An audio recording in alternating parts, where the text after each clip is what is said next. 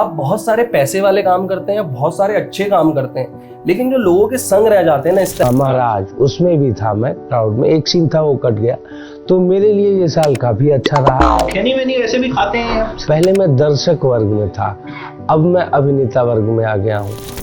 मुझे नहीं करना बहुत सारा काम, मुझे लेकिन ये करना है कि मैं अपने मन का और अलग अलग किरदार निभाऊं, जिससे मेरी एक आर्टिस्टिक जो भूख है वो शांत हो। अक्रॉस द बोर्ड सबकी एक्टिंग बड़ी अच्छी थी, तो हम लोग जब टकराते भी थे या मिलते थे, गेट टुगेदर करते थे, लगता है यार कोई बुला नहीं रहा, बातें सब कर रहे हैं, बुला नहीं रहा है। आप जबानी तो भर भर के तारीफ करें, उसके बाद आप रोल के लिए वही रोल बताएं। कभी कभी समझ में नहीं आता कि यार इतना आसान है क्या कि एकदम से आप कह रहे हो कि भाई कोई एक्सेंट पकड़ लो, फट से कुछ कर लो, फिर आप कह रहे हो कि यार एक्टर आके मतलब कर चला गया। एक चाइल्ड एक्टर को उसमें कास्ट किया गया, अब वो चाइल्ड एक्टर हिट हो गया। बड़ाई नहीं कर रहे हैं ना, उसको बड़ाई नहीं किया। तो पहाड़ बन चुके हैं न, वो पानी वानी का सब कुछ बन चुका है, और अभी रात को ऐसा डिस्कशन चल रहा है कि यार ये सही है क्या एक्टर। मैंने कहा सही है क्या एक्टर, कल पहाड़ बन गया भाई, मतलब पहाड़ पे भरोसा है, एक्टर पे नहीं है। डायरेक्टर जो है हमारे, डायरेक्टर का नाम है, फिल्मों की तरह शूट कर रहा है। मैंने बहुत सोचता है एक एक शॉट को कंसीव करने के। हाँ सर, समय बहुत लगा रहा है, समय टाइम बहुत। प्रोड्यूसर मेरे रूम में आई 2-3 लोगों के साथ कि देयर इज एन इशू। मैं कि क्या हो गया है कि जो हमारा क्लाइंट है ना, वो जो आपका ड्यूप करने आया था उसको वो पसंद आ गया। अरे यार भाई मुझे जो क्राइसिस हुए ना लाइफ में, बहुत बड़ा चेक मिला है, वो मैं जब तक लेके गया बैंक तब तक वो चैनल बंद हो गया। तो बैंक बाउंस हुआ।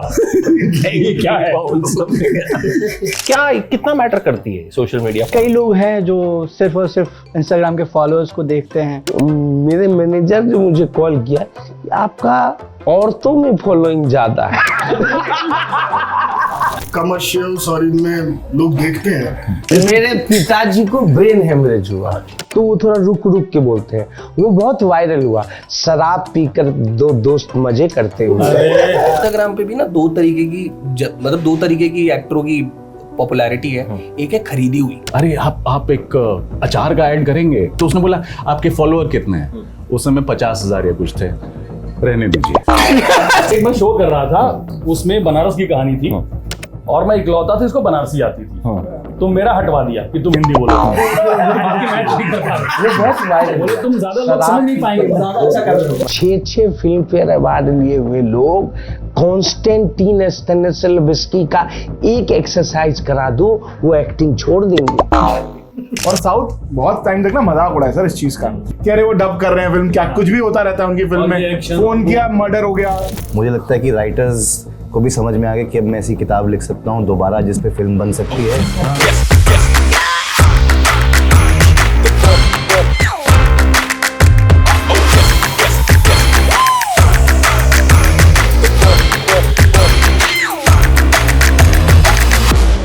तो मित्रों, वी आर एट मित्रों इन बांद्रा, और मेरे साथ बड़े सारे ऐसे कलाकार हैं जो आपके मित्र हैं कंटेंट के मामले में, टैलेंट के मामले में। इन सब ने इस साल और साल दर साल बहुत सारा ऐसा काम किया है जो हमारे दिल को छुआ है। मैंने प्लान किया इनके साथ एक राउंड टेबल करूं, लेकिन टैलेंट इतना ज्यादा था कि राउंड टेबल उतनी बड़ी मिली नहीं, तो 3 स्क्वायर टेबल हैं। But will discuss everything cinema, OTT, जो आपकी बेहतरी के लिए एंटरटेनमेंट हो सकता है। हम किसी की बुराई नहीं करेंगे, ठीक, बट काम में कमी सबके होती है, आप सबके काम में भी कोई ना कोई कमी होगी। विल डिस्कस कि किस तरह से सिनेमा को और बेटर कर सकते हैं। So welcome all of you and many congratulations कि आप सबका काम कहीं ना कहीं हमारे दिल को छुआ है और छूता रहा है। तो लेट्स डिस्कस कि क्या कुछ अच्छा रहा, क्या कुछ बुरा रहा। तो पारितोष भाई, सबसे पहले तो आपकी लेटेस्ट ही फिल्म आई है, क्या कुछ बुरा रहा है? हाँ, जो बुरा रहा वो मैंने रिव्यू में लिख दिया, जो अच्छा रहा वो हमारे साथ बैठा है। मुझे भेजा गया है।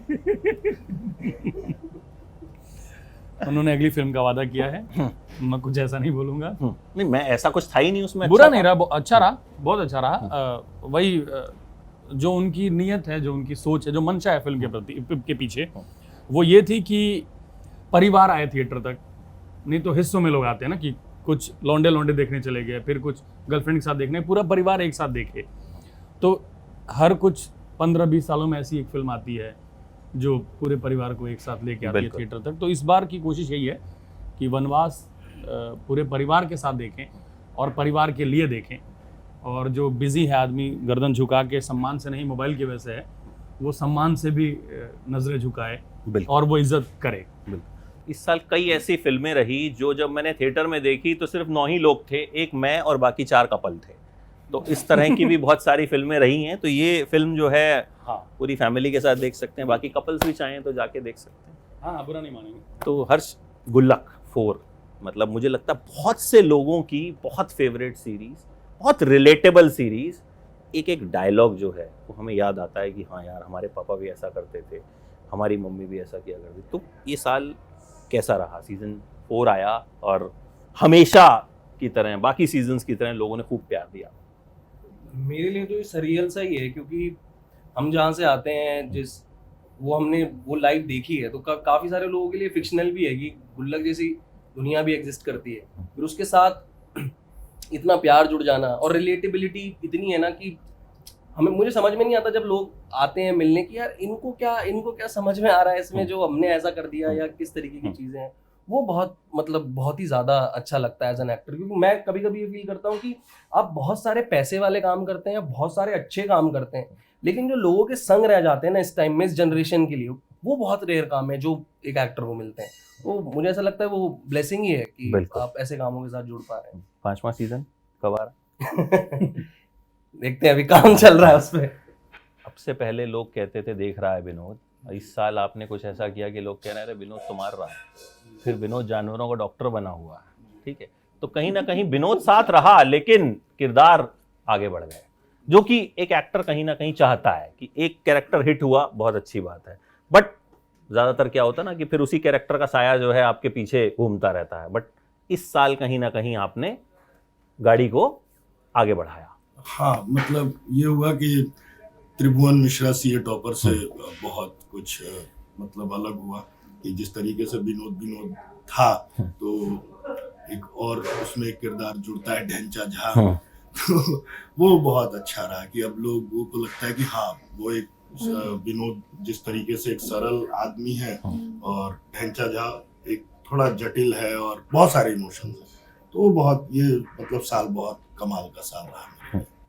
आपने बहुत चाय पिलाई ये बुटकुच मतलब उतना मुझे लगता है कि सबसे ज्यादा इंस्टाग्राम पे अगर मीम्स में या रील्स में कोई रहा तो आप ही लोग रहे।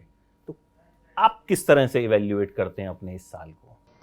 देखिए, ये साल मात्र ये साल नहीं है, इसके पीछे कई साल लगे। बिल्कुल बिल्कुल, बहुत सारी मेहनत है। तो मेरा जो काम इस साल, सबसे पहले आया भक्षक रेड चिली का, और फिर उसके बाद आया लापता लेडीज, फिर पंचायत 3, और फिर 1.5 बीघा जमीन, और उसके बाद मैं क्राउड में आपको दिखूंगा। महाराजा में भी एक सीन था जो कट गया। महाराजा विजय सेतुपति वाली या नहीं, महाराजा आमिर खान, जुनैद वाली। तो हाँ, महाराज, उसमें भी था मैं क्राउड में, एक सीन था वो कट गया। तो मेरे लिए ये साल काफ़ी अच्छा रहा, लेकिन ये पिछले कई सालों का मेहनत का नतीजा है। और मैं इस तरह से देखूंगा कि मैं DD1 से एक्टिंग शुरू किया, मतलब देखना शुरू किया। पहले मैं दर्शक वर्ग में था, अब मैं अभिनेता वर्ग में आ गया हूँ।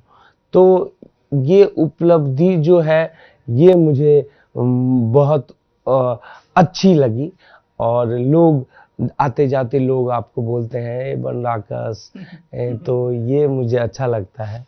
तो मुझे मज़ा है, मज़ा। खैनी मैनी वैसे भी खाते हैं आप स्क्रीन के लिए? नहीं, मैं खैनी नहीं खाता हूँ। खैनी खाते ही नहीं? नहीं खाते हैं। क्योंकि कई ऐसे एक्टर्स रहे जिन्होंने शराबी का रोल किया पूरी उम्र, और फिर वो पता चला वो शराब पीते ही नहीं थे। ये भी एक मतलब एक बड़े मशहूर एक्टर है, नाम मेरे दिमाग में नहीं आ रहा, शायद हम यस केष्टो मुखर्जी। तो वो शराब पीते ही नहीं थे, तो इसलिए मैंने आपकी खैनी बहुत फेमस है। अभी इस शूट से पहले भी कोई कह रहा था लगा रहे हैं क्या? यही तो कह रहे थे। मैं क्यों कहूँगा।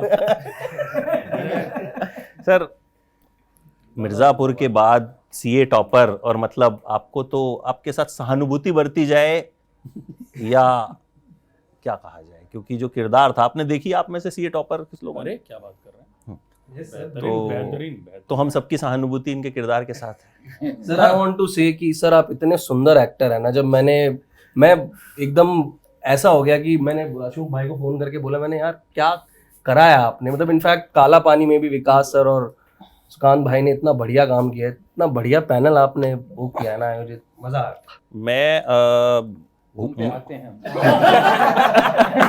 मुझे सर ये इधर भी मुझे मेरे बॉस का मेल आया। हम लोग एक डे प्लान बनाते हैं, तो उनका मेल आता है कि have we done anything on CA topper, there is a brilliant series which has come. तो तब तक क्या था, हमारे कोई इंटरव्यूज हुए नहीं थे, हम दिल्ली में रहते हैं तो ज़्यादातर यहाँ बॉम्बे में ज़्यादा इंटरव्यूज हो जाते हैं। तो फिर मैंने उसके जो क्रिएटर हैं पुनीत, उनसे कनेक्ट किया, इनसे कनेक्ट किया, तो हम सब आपस बाई चांस आपसे हम 2-3 बार हमने सोचा कुछ करते हैं, तो लेकिन वक्त जो है नहीं मिल पाया। लेकिन आज मुझे खुशी है कि राउंड टेबल में आप हैं। तो जब तारीफ मिलती है किरदार को, सीरीज चलती है, तो कैसा लगता है, और कुल मिला के इस साल को कैसे आंकेंगे आप? इस साल मेरा रिलीज के नाम पे तो सीए टॉपर ही है, तो उसको खूब तारीफ मिली है, सीरीज को खूब तारीफ मिली है, जो कि बहुत अच्छी बात है। मतलब आप काम करते हैं इसी उम्मीद से करते हैं, लेकिन मेरी उम्र तक पहुंचते पहुंचते थोड़ा सा ये हो जाता है कि आप हर चीज़ को अपॉर्चुनिटी की तरह देखने लगते हैं ना, कि तारीफ मिल रही है मतलब और काम मिलेगा शायद। हाँ, तो बात वहाँ पे चली जाती है। अब आपसे कौन फोटो खिंचवा रहा है या वो कर रहा है, वो एक तरह का वैलिडेशन है, जो दुर्गेश कह रहे थे अभी, और मैं उस बात से बिल्कुल सहमत हूँ कि वो ना एक तरह का वैलिडेशन है, एक सामाजिक लेवल पे वैलिडेशन है कि अगर कोई आके आपके साथ एक फ़ोटो खिंचवा लेता है, या कोई अजनबी सा इंसान आपको देख के ठिठक के रुक जाता है और कहता है यार आपको देखा था, तो वो बिल्कुल एक वैलिडेशन है, और उससे आपको एक बल मिलता है एक तरह का कि नहीं, मतलब जो भी कर रहा हूँ थोड़ा सा ठीक ही ठाक कर रहा हूँगा, जबकि ये हो रहा है। लेकिन सिनिकल बात इसमें ये है कि मैं तो अभी इन सारी चीज़ों को अपॉर्चुनिटी की तरह देखने लगा हूँ कि मुझे अगर एक ख़ास रोल के लिए मेरे ऊपर भरोसा जताया गया, और अगर वो थोड़ा सा भी मैं मेहनत से अपने साध्य अनुसार कर पाया और वो लोगों को पसंद आया, तो मुझ पे और थोड़ा सा ट्रस्ट शायद जताया जाए, और थोड़ा सा बेहतर काम मुझे शायद मिले, और मैं और बेहतर करने की कोशिश तो कम से कम कर सकूँ। बिल्कुल। बाकी वो काम वाली बात पे आगे आएंगे, दर्द थोड़े से बाद में बांटते हैं। सुकांत और विकास जी, एक रिव्यू मैंने पढ़ा काला पानी का, उसमें ये लिखा हुआ था कि इस सीरीज़ के असली हीरो सुकांत गोयल और विकास कुमार हैं, और आप दोनों का नाम बोल्ड लेटर में, मैंने नहीं लिखा था वो रिव्यू, मैंने सिर्फ पढ़ा, मैंने स्क्रीनशॉट रखा इसीलिए। तो जब इस तरह की बातें आती हैं, इस तरह की तारीफ होती है, और काम वाकई में जाहिर है आप डायलॉग कोच भी हैं और आप लोग काफ़ी टाइम से काम कर रहे हैं, तो वो जिम्मेदारी बढ़ती है, काम आगे और मिलता है उससे, क्या किस तरीके से उसको आंकते हैं कि हेडलाइन में तो आ गया नाम कि हाँ भाई ये दोनों हीरो हैं? पहली बात तो I think, and you also please speak, पहली बात तो ये दोनों हीरो हैं, आई थिंक सबने बहुत अच्छा काम किया था, और उसका श्रेय एक्चुअली राइटिंग को जाता है। और अगर दो ज़्यादा निकल के आए हैं तो शायद अगर उसमें से आकलन कर पाए तो ये दोनों सबसे अच्छे रिटन रोल्स भी थे। दोनों का जो ग्राफ है, जो आर्क है, बहुत अच्छा था। हम लोग डिस्कस भी करते थे कि ये ऐसे रोल्स हैं जो शायद किसी भी वैसा एक्टर जो भूखा है और जो सिंसियरली काम करेगा अच्छा ही निभाता। अब ठीक है, हमारी वी गॉट एन अपॉर्चुनिटी, हमने अच्छा निभाया, तो अच्छा तो लगा ही जब इतने फैंसी रिव्यूज़ आए। और एक्चुअली ये towards the end of last year आया था, तो पहला आधा साल ये साल हमें यही बातचीत होती रही और ये सब। उसके अलावा रिस्पॉन्सिबिलिटी मैं उतना बर्डन नहीं लेता अपने ऊपर कि अब क्योंकि अच्छा काम कर लिया तो रिस्पॉन्सिबिलिटी है कि मुझ पर कि मैं और बेहतर काम करूं। मैं खुद चाहता हूं बेहतर काम करना, कि अब ऐसा किया या आर्या में कुछ किया तो अब कुछ अलग करने का मौका मिले, कुछ लोगों को दिखे कि अच्छा रेंज है, कुछ और अलग मिले, बड़ा हो छोटा हो। सुकांत, अच्छा लगता है, मतलब अच्छा तो लगे कि जब मतलब हाँ, जो तारीफ अच्छी लगती है, और कभी कभी ये भी लगता है मन में अबाउट टाइम मैन, मतलब spent a good few years, मतलब आप कर रहे हैं, बहुत कुछ छोड़ के आए हैं, बहुत लोग को देखते हैं, हम लोग को बड़ा किया है कंपैरिजंस सुना सुना के, वो कंडीशनिंग कभी जाती नहीं है कंपैरिजन की, कितना ही कोई आके बोल ले कि I celebrate everyone success, I am happy for everyone वगैरह, but you think about yourself also, so you feel validated inside, but at the same time ये भी है कि मुझे कैसा काम करना है इसके बाद, वो मेरे हाथ में वो चॉइस अब रह पाएगी कि नहीं, या अब मैं ओब्लाइज्ड हूँ कुछ लोगों को हाँ बोलने के लिए, और या फिर इतनी नॉइज़ बढ़ जाती है, लोग बोलते हैं काम और करना चाहिए, और काम करना चाहिए, क्यों मना कर दिया उधर, क्यों मना कर दिया उधर, तो वो कॉन्फ्लिक्ट और बड़ा हो गया एक्चुअली मेरे दिमाग में कि क्या करना है और क्या नहीं करना, वो थोड़ी डेंजरस स्पेस हो गई है मेरे लिए। पहले था इतना कॉन्फ्लिक्ट नहीं था, मैंने ना किया तो किसी को फ़र्क भी नहीं पड़ता कि मैंने ना किया है, किसी और के पास चले गए। अब ज़्यादा उम्मीद से आते हैं तो उतनी बड़ी उम्मीद को ना करना पड़ता है, but the thing is as long as, मतलब मैं बिलीव करता हूँ नहीं, मैं अब तक इसी गट फील से चला हूँ, मुझे क्या अच्छा लगा है, ऑडिशन भी वही दिया जो मेरे को लगा कि यार इसमें मज़ा आएगा अगर हो गया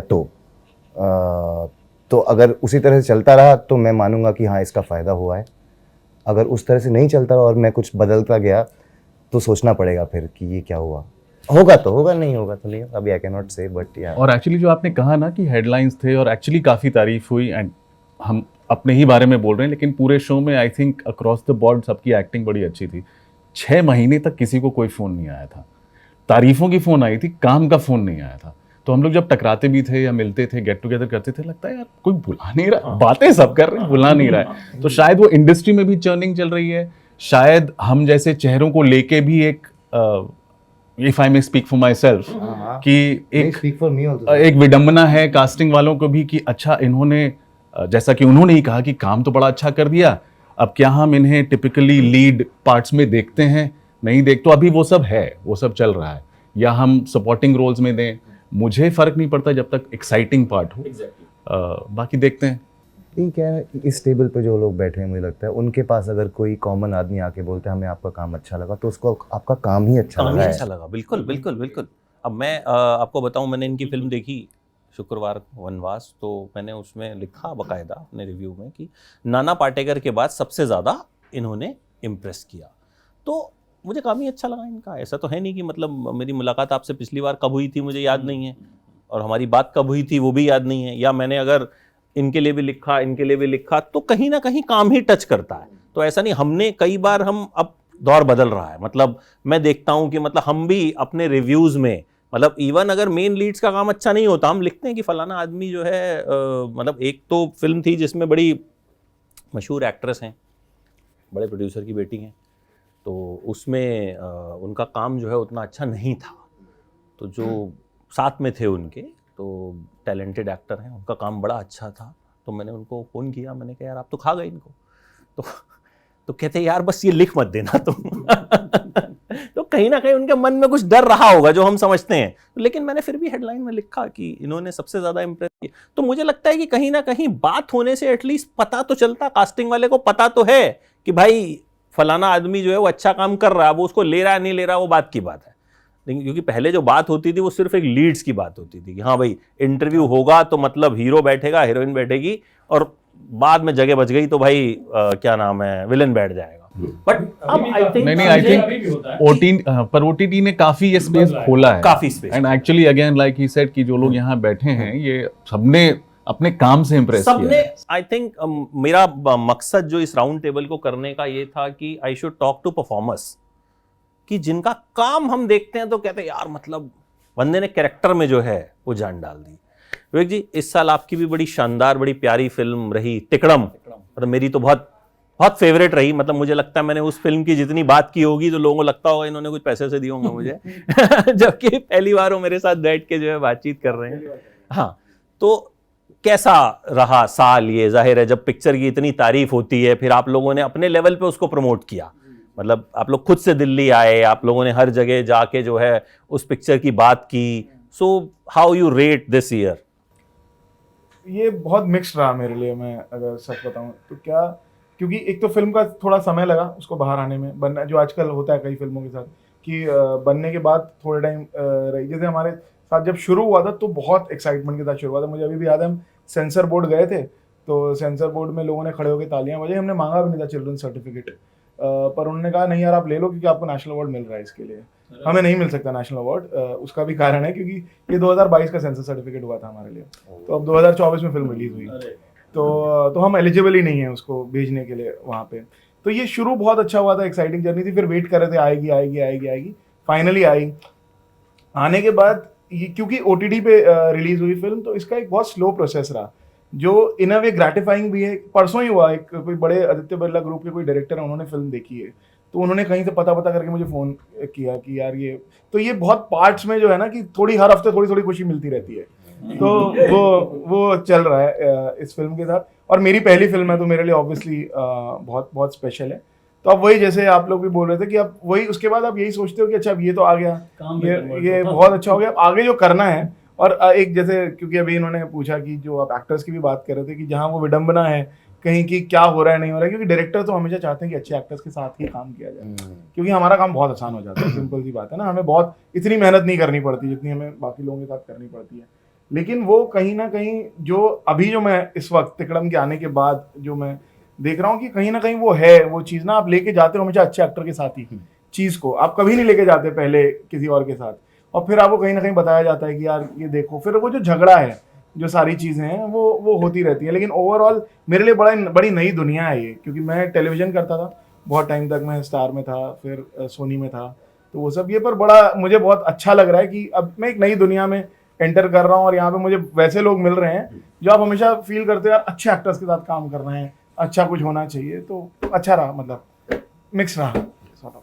Puneet, thank you so much. Puneet की वजह से आई थिंक ये राउंड टेबल पॉसिबल हो पाए, बिकॉज ही टेक्सटेड मी कि आप इस बार राउंड टेबल नहीं कर रहे। मैंने कहा नहीं यार बहुत झंझट है यार, ठीक है, तो ही सेड कि नहीं कोशिश करते हैं। तो दिस इज लाइक मतलब प्लान हुआ उस तरीके से, तो क्रेडिट गोज टू हिम। तो उनके लिए ताली बजती है कि हम ये डिस्कशन कर पा रहे हैं। आपके लिए चाचा हमारे विधायक हैं, आया ग्राउंड जीरो मिली, तो how will you rate Sandeep भैया? संदीप भैया के बाद फिर और भी काम्स आए, लाइक चाचा विधायक है हमारे, और इसके बाद फिर मैं एक इंजरी से भी गुजर रहा था। क्रिकेट खेलते हुए लिगामेंट इंजरी हुई, मुझे नी सर्जरी के लिए जाना पड़ा। सो अभी मैं उस इंजरी से बाहर आ रहा हूँ, और मेरे लिए जो भी अपॉर्चुनिटी मिल रही है और उसको उस पर खड़ा उतरना है, और इसी तरीके से मैं देख रहा हूँ अपनी चीज़ को। और अभी मैं बिल्कुल नया हूँ, थिएटर करता हूँ, एक्टर हूँ, और जितने भी काम आएंगे उसको बहुत ईमानदारी से करना चाहूँगा। That's it. अच्छा, अब एक ओवरऑल हमने आपकी पर्सनल बात की कि जिसका जो प्रोजेक्ट आया और उसने हमारे दिलों को छुआ। ओवरऑल अगर आप देखें ये साल सिनेमा के लिए, सिनेमा मतलब मैं उसमें OTT को भी लूँगा, उसमें हर चीज़ें होंगी, तो as a viewer, as a artist, आपको क्या लगता है कि ये साल आप क्या रेट करेंगे? क्या अच्छा रहा, क्या बुरा रहा? आपकी क्या चॉइसेस रही? आपने कौन सा सिनेमा देखा? मलयालम देखा, तेलुगु देखा, के ड्रामा देखा, या आपको क्या लगा कि हम एज अ सिनेमा आगे गए पीछे गए? सो विकास, आपसे मैं स्टार्ट करना चाहूँ। मुझे OTT नॉट क्योंकि काला पानी पिछले साल आई थी, पर आई थिंक पिछले साल OTT ने विद जुबली, विद काला पानी, विद कोहरा, with many shows, I think एक थोड़ा सा बाउंड्री ब्रेक किया था।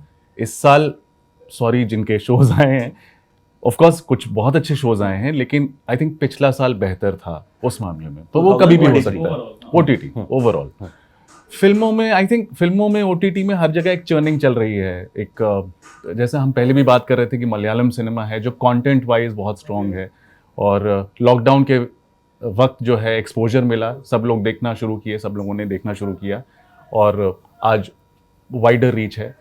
लेकिन I think in terms of commercial cinema एक अलग सा एक आई थिंक सब ढूंढ रहे हैं कि क्या चलेगा क्या नहीं चलेगा। जैसा कि दिख रहा है फ्रेंचाइज फिल्म्स चल रही हैं, और जिसको आप इवेंट वाकई में चल रही हैं, मतलब फ्रेंचाइज फिल्म्स तो चल रही हैं, कमर्शियली ही चल रही हैं, कमर्शियली मैं सिर्फ अगर उसकी बात करूं। बट आपको लग रहा है चल रही हैं, या सिर्फ वो एक बैनर पे लगा के डाल दिया जाता है कि भाई, क्योंकि मैं कई बार टिकट बुक करता हूं तो पीछे की जो 2 रोज हैं वो ब्लॉक दिखाता है, ठीक है, जब जाता हूं तो सब खाली पड़ा हुआ होता है, तो उसे कॉर्पोरेट बुकिंग आजकल कहा जाता है कि भाई कॉर्पोरेट बुकिंग बहुत हो रही है। तो मैं ये चल रही हैं या या पीआर और मार्केटिंग के थ्रू चलवाई जा रही है? ऑन पेपर तो चल रही हैं, अब बाकी I am not from that world so I won't know उतने डिटेल में। मुझे लगता है काफ़ी फार्मूला ओरिएंटेड हम सिनेमा कुछ लोग कॉपी करते हैं, लाइक कि ऐसा कुछ बन गया है तो ऐसा बनाते हैं। और इंडी स्पेस में काफ़ी काम हो रहा है, और अलग अलग रीजनल तरह की जो फिल्में आ रही है, चाहे मलयालम हो, मैथिली में भी बहुत बढ़िया काम हो रहा है। अगर गामक घर अगर आपने देखी होगी तो पोखर के दोनों पार, तो बहुत अच्छी फिल्में बन रही हैं। और मुझे लगता है कि इंडी जो ऐसा स्पेस है जहाँ से अच्छी कहानियाँ आ रही हैं, अच्छे एक्टर्स भी आ रहे हैं। सो मुझे लगता है जितने भी कमर्शियल फिल्में जो बना रहे हैं उन्हें देखना चाहिए कि ऐसी कहानियाँ कहाँ कैसे आ सकती है। सर आप क्या कहेंगे जो ओवरऑल इस साल को सिनेमा के लिए, how will you rate? Regional cinema में तो कुछ रीजनल सिनेमा में तो बहुत सारा काम हो रहा है और बहुत अच्छा काम हो रहा है जी। जैसे कि इन्होंने मैथिली का नाम लिया, मलयालम सिनेमा के बारे में आजकल सभी को पता है, सभी को पता है कि बहुत बहुत सब अच्छा देखते हैं मलयालम जी, सिनेमा, जी, मतलब आई थिंक जी, उसकी एक्सेसिबिलिटी बढ़ गई है ओटीटीज के चलते, तो इस वजह से देखना भी आसान हो गया है। और वो तो सिनेमा एज अ होल मुझे लगता है ठीक ही रहा, लेकिन अगर हिंदी सिनेमा की बात करेंगे तो उसमें थोड़ा सा ये हुआ है कि अभी जैसे कि ये कह रहे थे कि एक लेवल पे चर्निंग चल रही है कि समझ में नहीं आ रहा है कि क्या चलेगा और क्या नहीं चलेगा। And I think this will prompt people to go back to their basics. तो बेसिक्स में गए तो फिर स्क्रिप्ट पे ध्यान देंगे और ऐसी चीज़ें करेंगे तो मुझे लगता है कि फिर उसमें संभावनाएं फिर बनेगी। मुझे लगता है कि सिर्फ सिनेमा की बात नहीं है या सिनेमा के किसी एक पहलू की बात नहीं है, हर पहलू में आप देखिएगा कि जब भी आप संभावनाएं खोजना छोड़ देते हैं, अभिनेता की कास्टिंग को लेके ही सोच लीजिए कि उसको देख लिया एक रोल में तो उसी तरह के रोल उसको कास्ट करते गए। बिल्कुल किसी और रोल में आप जो है ना वो संभावनाएं देख नहीं पाते आपको हैं। मिर्जापुर के बाद डॉन के कितने रोल? मुझे यूपी के हिंटरलैंड के रोल में जब मैंने बीच में कहा भी था कि मैं धोती कुर्ता सिलवा लूं क्या और एक तमंचा लेके, तो मतलब जो है ना अभी क्या है, नहीं तो एक सफारी सूट से, क्योंकि अगर आप जैसे ही मैं अगर एंटर करूं आपके कास्टिंग के ऑफिस में, आप जबानी तो भर भर के तारीफ करें, उसके बाद आप रोल के लिए वही रोल बताएं। तो हमारा तो कोई, जैसे कि फिल्मों में कहा जाता है कि भाई पहचान और ऐसी चीज़ों की बड़ी कीमत है, तो हमारा तो कोई है नहीं ऐसा। तो हमारा ये है कि हम एक काम अच्छे से करेंगे तो उससे दूसरा काम हमको मिलेगा। जब तक मैं फिल्मों में, मुझे लगता है कि इन सब में जूनियर मोस्ट हूँ मैं फिल्मों के मामले में, क्योंकि मैं कुछ 5-7 साल पहले ही जो है ना, अच्छा आप और कोई दावेदार है? सब तो मैं तो उससे पहले सिर्फ थिएटर ही करता था, तो मेरा ऐसे दिमाग में ये था कि भाई अगर आप अच्छे से काम करते हैं तो फिर उसको देख के लोग और काम देंगे, और उसका जो एक इमेज का जो असर है, उस काम की इमेज का जो असर है वो तो ऑडियंस पे होती है। जो लोग काम कर रहे हैं उन पे क्यों होगा, उनको तो मालूम है कि अभिनेता है और अभिनय कर रहा है, लेकिन यहाँ पे आके मुझे महसूस हुआ कि एकदम ही उल्टा है। अनफॉर्चुनेटली वो टाइप कास्टिंग इतना, we all gone through it, I am sure.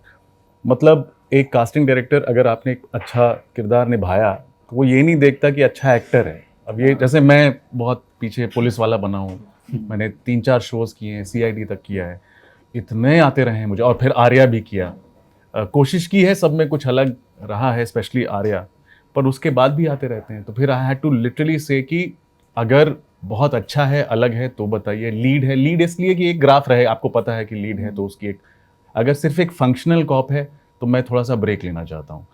पर और ऐसा ही हुआ काला पानी के साथ भी, पहले तो 6 महीने कोई फ़ोन ही नहीं आया, जब आया तो अब उन्होंने देख लिया है कि एक बाप है जिसके 2 बच्चे हैं, तो एक फिर वो बाप वाला रोल आ गया। लेकिन इस बार क्या है, और वो फिल्म आने वाली है जनवरी में, इस बार आया हीरो का बाप। अच्छा, अब हीरो का बाप बना दिया। हाँ, तो अब उन्हें लगा कि मैंने शायद उतना बड़ा हो गया होगा। नहीं, मैंने कहा, तो मैंने उतनी इंथुजियाज्म नहीं दिखाया उतना, तो उधर से आया कि लेकिन ये जो हीरो है ये कुछ 16-18 साल का ही है, काला पानी में भी आपका लड़का 15-16 साल का था। ऐसे मुझे उम्र से नहीं है, काला पानी में अगर हीरो बोलना है तो मैं भी हीरो था, मतलब मुझे कुछ करने को था। अब तुम उस फिल्म में एक लड़का है, एक घोड़ा है, एक सुपरस्टार है, एक ये है, एक वो है, और फिर मैं बस उसका बाप हूँ। ठीक है, और वही सीधा सा, उन्होंने देख लिया कि सीधा सा बाप, वही सीधा सा बाप, गरीब बाप। मैंने बोला उस दिन जब इन्होंने गाली दी तब उनको लगा उतना सीधा है नहीं। उसको दूसरे रोल में एक्सप्लोर करते हैं थोड़ा और सीधा होना आपके लिए जो है वो कहीं ना कहीं वो तो कैरेक्टर सीधा था ना। सुन के ही एक्साइटिंग लगे तब मैं आगे बात करूं। मैं तो बोला मैं कि- माफी मांगना चाहूंगा पूरे पैनल से, एक्चुअली पूरे हमारे क्लैन की तरफ से। नहीं ये प्रॉब्लम है, आप एकदम जो चल रहे हैं, हाँ। हाँ नहीं, जैसे अमित सियाल को हमने तिकड़म में जो कास्ट किया था सीधा सा बाप, तो वो ब्रेकिंग ही था एक तरीके से कि हाँ मतलब वो जब मैं अमित के पास पहुंचा था, सॉरी आप कुछ कह रहे हैं, मैं अमित के पास पहुंचा था तो उसने कहा भाई मेरे पास आदमी बंदूक लेके ही आता है कि या तो मैं डॉन हूँ या मैं पुलिस वाला हूँ, पर बंदूक रहेगी हाथ में। तो ये जो एक बाप है जो इतना भोला है कि इसको बच्चे बेवकूफ बना लेते हैं, तो ये वाला जो रोल है, तो ये मुझे कहीं ना कहीं लगता है कि हमारी कमी है, क्योंकि हम देख नहीं पा रहे हैं as directors, as casting directors, as producers. और मुझे जेन्युइनली मतलब I am really sorry, because ये जैसे अगर मैं हमेशा एक एग्जांपल देता हूँ, अमरीश पुरी जी का जो करियर था, correct, I think the most famous don, the most famous villain of all time, right.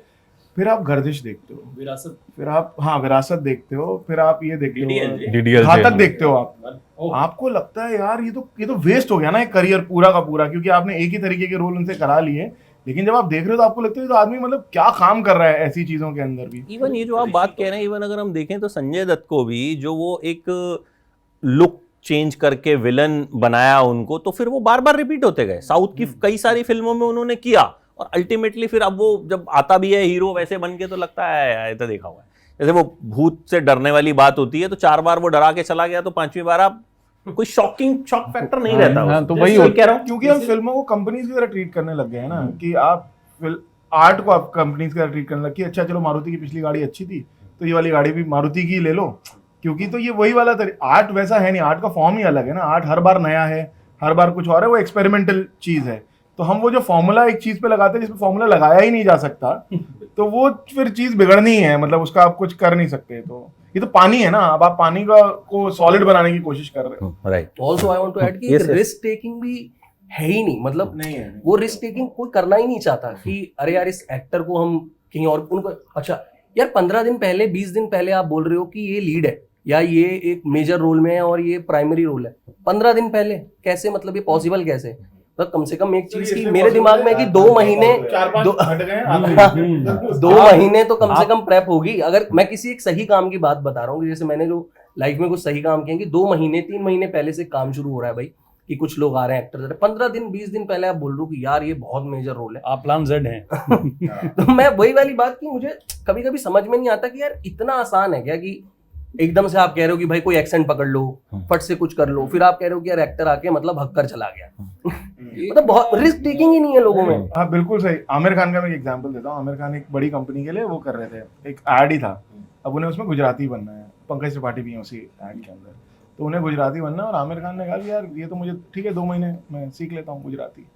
तो उन्होंने कहा यार 2 महीने 2 महीने कल 4 पिक्चर बन जाएगी। नहीं तो चंकी पांडे से बात हो रही है। पर सर वो आमिर खान है तो आप वो भी नहीं कर सकते हो, तो आपको करना तो है। तो उन्होंने फिर भी वो जो एक बेसिक जो वक्त था वो लिया, और फिर उन्होंने सारे गुजराती जो उनके दोस्त है सबको सेट पे बुला लिया कि अब तुम चेक करते रहो कि मैं कहीं गुजराती तो गलत नहीं कर रहा हूँ। He is like that only. मैं उनके साथ 2 बार मुलाकात हुई, 1 बार काम किया है। आप उनके साथ बैठोगे ना, वो आपको ऐसा फील कराएंगे यार कि मतलब सीखने के लिए बहुत कुछ है उस आदमी के पास। एंड सुपरस्टार होने के बावजूद भी किसी की इतना मतलब रुझाव की भाई डिटेलिंग के लिए, डिटेलिंग कौन देखता है आजकल? सर वो सुपरस्टार बाय प्रोडक्ट, मैं एग्जैक्टली वो सुपरस्टार के लिए वो कलाकार है, वो सुपरस्टार बन गए, वो बाय प्रोडक्ट ही है। मतलब he is the only one जिनको मैं हमेशा मेंशन करता हूँ कि यार कोई एक्चुअली में अगर कोई घुसता है एक्टिंग की प्रोसेस में या फिर डायरेक्शन में या राइटिंग में, तो वो इकलौता इंसान है जो इतने बड़े तबके पे आपको लेकर भी आ सकता है कि भाई जैसे लापता लेडीज की मैं बात करूं कि कहाँ वो छोटी सी फिल्म को भाई कहाँ आज सबको पता है कि लापता लेडीज एक फिल्म है, उसमें 2 नए चेहरे 3 चेहरे हैं और एवरीवन इज वाचिंग। उस टाइम की मैं आपको बताऊं, वो जो एक शो किया करते थे आमिर, सत्यमेव जयते, उसका हम लोग एक वो बनाते थे बाद में उनके साथ हम, आमिर का असर, तो वो बॉम्बे में हम शूट करते थे, तो जब हम जाते थे वहाँ पे तो सत्यमेव जयते, अगर जैसे मान लीजिए 9 बजे ऑन एयर होना है, 8:45 बजे तक आमिर खान एडिट पे बैठे होते, तो पूरा जो क्रू होता था उनकी जान सूखी हुई होती थी कि भाई दे दो फाइनल करके ताकि ये चला जाए। तो मतलब I have seen sir, that. उनको ना ये याद रहता था 6ठे एपिसोड का शूट चल रहा है कि दूसरे एपिसोड में यहाँ सोफा था कि नहीं था। मतलब वो असिस्टेंट चौक जाते थे कि नहीं था सर, वो कहते थे जाके चेक करो सेगमेंट 2 में सोफा था, वैसा वाला। तो मतलब इतनी वो तो इतने घुसे हुए हैं ना। अशोक भाई आप, हाँ सॉरी Please. एक बात, हाँ बिल्कुल बिल्कुल। एक जो अभिनेताओं से इतर बात है, जो मैं एक दिन असल में पिछले दिनों ऋतुपर्णा घोष का एक जो है ना इंटरव्यू आ रहा था, वो मैं सुन रहा था। बेसिकली वो इंटरव्यू लेते थे, बंगला में था, तो मैं सुन रहा था। उसमें उन्होंने एक बात कही जो मुझे लगता है कि उन्होंने कहा कि लोगों ने लेखकों की कहानियां उठा के फिल्में बनाना छोड़ दी। एक जमाने तक ये चलता था, खासकर बंगला फिल्मों में ये बहुत होता था कि नॉवेल्स पे, लिटरेरी नॉवेल्स पे फिल्में बनती थी। हिंदी में जो है ना इसका बहुत ज़्यादा मुझे नहीं लगता है कि ट्रेडिशन रहा है, लेकिन ये शायद ये थोड़ा सा करने की दरकार है। इस पे भी जो है ना थोड़ा सा एक्सप्लोर करने की ज़रूरत है कि जो कहानियाँ लिखी जा रही हैं, कहानीकार हैं बहुत सारे कहानियाँ लिखी जो फिल्मी कहानीकारों से अलग है, और फिर जब वो फिल्म के लोग उस पे बैठेंगे, उसका स्क्रीन प्ले बनाएंगे, उसकी सारी चीजें बनाएंगे, तो कॉम्बिनेशन तो हाँ वो शायद एक चीज। वो लेकिन वो कुछ पॉपुलर बुक्स का शुरू हो गया था बीच में, एंड देन मुझे लगता है कि राइटर्स को भी समझ में आ गया कि अब मैं ऐसी किताब लिख सकता हूँ दोबारा जिस पे फिल्म बन सकती है और ये डील हो सकती है। उसने फिर 5-6 लिख अभी दिए। मुझे लगता है राइटर किताब लिखना शुरू करते होंगे कहीं तो सोचते होंगे कि अच्छा इसको किसको सोचते पिच कर हैं, सकते हैं, सोचते हैं, एकदम इसको एकदम pitch कर सिनेमैटिकली सकते हैं। सोच रहा है राइटर। मेसी का एक इंटरव्यू बयानिया भी वैसा ही रहता है, स्क्रीन जैसे कि फ्रेम ओपन होता है ना, वैसे वाला उसका नरेशन भी वैसे वही ही कह है। रहे थे कि Screenplay किताब type पढ़ो तो ऐसा लगता है कि इसलिए लिखी गई है कि इसकी फिल्म बन Screenplay सके। क्राइम जर्नलिस्ट तो 40% डेफिनेटली सोच रहे हैं इस समय, और कुछ चैप्टर्स में क्या निकाल दूं, कोई उठा ले और फिर बस। अच्छा, जो हमने एक कैरेक्टर के ब्रैकेट में फंसने की बात कही, जैसे पारितोष मामा जी तो टीवी बहुत पे बना फंसा रहा, करते हाँ, थे, ठीक है, वो मतलब जगत मामा हो गए। दुख भी होता होगा आपको कि कोई भी लड़की आ रही है कि मामा जी, हाँ, मामा's ठीक है, girl। हाँ ठीक है, आपका विनोद रहा, बट आपका भी कहीं ना कहीं बनराकस रहा, जबकि आपने बहुत सारा काम पहले भी किया है और अभी भी। तो इस ब्रैकेट से निकलना कितना मुश्किल रहा आप लोगों के लिए? बहुत मुश्किल। मतलब मुझे लगता है कि जो निकले अभी कैसे? नहीं निकल आप कहा बोलो नहीं है। नहीं, स्टिल कहीं ना कहीं आपने वाइल्ड वाइल्ड पंजाब भी की, ठीक है, तो कहीं एक जो स्क्रीन पे आपको देख रहा है तो वो कहीं ना कहीं उसके दिमाग में तो आते यार ये मतलब ये भी कर सकता है। इसमें एक और कहानी है मेरे भाई कि जैसे जब सेकंड सीजन आया, विनोद बहुत काम किया मैंने उससे पहले भी, ठीक है, विनोद ने अब जब देखते हैं तो पहचानते हैं, अच्छा 10 साल पहले आप भी कई बार शेयर करते हो हाँ। कि ये 10 साल पहले और ये तो विनोद है, ये इस पिक्चर में था। बिल्कुल, जैसे फुकरे का और भी कई सीन। मेन बात है जो विकास दा अभी बोल रहे थे, चाहे सुकांतो भाई बोल रहे थे कि काम करने के बाद, जैसे सेकंड सीजन के बाद कुछ कॉल, मतलब जो कॉल्स आई वो वैसी ही कॉल्स थी कि चाय वाला है, उसके साथ कुछ ऐसा हो गया है, ये सरल आदमी है, इसके बेटी का रेप हो गया है, ये गिड़गिड़ा रहा है, रो रहा है, लाचार है। और लिटरली मुझे लग रहा था कि मैं फ्रस्ट्रेट हो रहा हूँ ऐसी कॉल्स से, कि मुझे नहीं करना बहुत सारा काम, मुझे लेकिन ये करना है कि मैं अपने मन का और अलग अलग किरदार निभाऊं, जिससे मेरी एक आर्टिस्टिक जो भूख है वो शांत हो। कट्टू ये साल मैं इसलिए बहुत अच्छा मानता हूँ कि त्रिभुवन मिश्रा सीए टॉपर है, और अब जो लोग जैसे विनोद जिन्होंने देखा है और वो मुझे ढैंचा में देखते हैं, इवन परितोष का आई कॉल्ड हिम, अरे क्या बेहतरीन। तो मतलब मुझे वही लगता है कि अगर, और ये मुझे अब ये हो सकता है कि अभी आने वाले दिनों में कुछ ऐसा हो, लेकिन मुझे लगता है कि अगर त्रिभुवन मिश्रा मुझे कब मिली, जब मैं पंचायत सेकंड सीजन शूट कर रहा था, शायद मैं अब इमेजिन करता हूँ कि विनोद आ गया होता तो शायद त्रिभुवन मिश्रा सीए टॉपर में ढैंचा जा मुझे कोई कास्ट ही नहीं करता, या उसकी वो इमेज ही नहीं बनती, विनोद और बड़ा हो गया कि ये आदमी इस तरीके का किरदार निभा सकता है, क्योंकि मेरे को कॉल्स वैसी ही हैं। तो वही है, ये विजन पता नहीं कैसे क्या होगा, जबकि बहुत सारा वेरिएशन में काम है, लेकिन वही बात है कि कॉल अब थोड़ा सा ये हुआ है कि त्रिभुवन आने की वजह से अब जो लोगों का है थोड़ा सा अच्छा, आपने सीरियस रोल किया, आई कांट इमेजिन, और ये कि एक सरल आदमी और फिर इस तरीके का वो ढैंचा झा का कैरेक्टर, तो वो एक अलग लड़ाई है जो मैं अभी भी, मतलब मैं नहीं चाह रहा हूँ कि ठीक है मुझे बहुत बड़ा वो, लेकिन मैं ये चाह रहा हूँ कि अगर वो 3 सीन भी है या 4 सीन भी है या छोटा किरदार है, लेकिन वो कुछ तो मैं नया क्रिएट करूँ ना, कि मेरे लिए कुछ है। जैसे आर्या हमने की थी, वो मुझे लग रहा है कि मुंबई 2010-11 कॉमेडी किया मैंने, सारे रोल लगभग कॉमेडी, और आर्या में मुझे इतनी खुशी हुई कि बहुत छोटा किरदार था, लेकिन उन्होंने मुझे, अभिमन्यु जो कास्टिंग डायरेक्टर है, उन्होंने कॉमेडी ही काम देखा था, मेरा पुष्पा वाली एक सीरीज आई थी, और उसके बाद उन्होंने जब वो सीरियस रोल के लिए मुझे बुलाया कि ये किलर है, और ये मतलब वो मेरे लिए बहुत बड़ी खोज, बेशक वो किरदार छोटा था, लेकिन मैं इतना हैप्पी था कि यार एक आदमी मुझे उस तरीके से देख रहा है कि नहीं यार ये बहुत इंटेंस एक्टर भी है, तो वो जो खुशी होती है ना, वो एक अलग तरीके की है। तो वो अभी भी चल रहा है, पता नहीं वो कब टूटेगा या क्या होगा।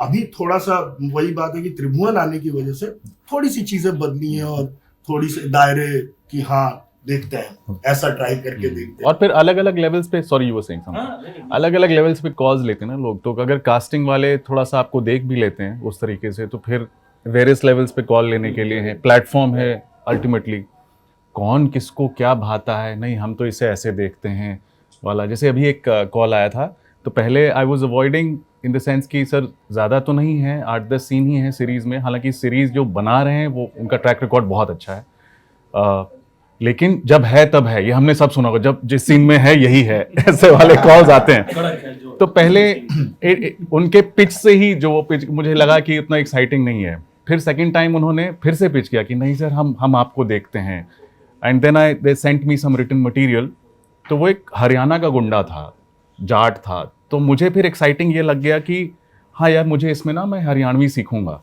और हालांकि मतलब मैंने इनका, अगर आप मैं डायलॉग कोच भी हूँ, इतना अच्छा डायलेक्ट पे काम मैंने किसी का नहीं देखा जितना इन्होंने काला पानी में किया था।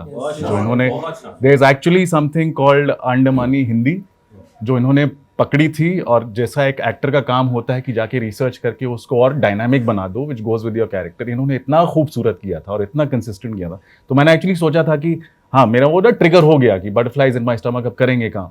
उनका यही था कि हम आपका नाम फिलहाल दे दें, हमें पिच करना है, आगे जो भी वो प्रेजेंटेशन बना है, पीपीटी बनाना है और आगे दे देते हैं, क्योंकि हम तो आप ही को देखते हैं। ऐसे दे दो, लेकिन अब तक फ़ोन नहीं आया, तो मुझे लग रहा है प्लेटफॉर्म ने मना कर दिया होगा।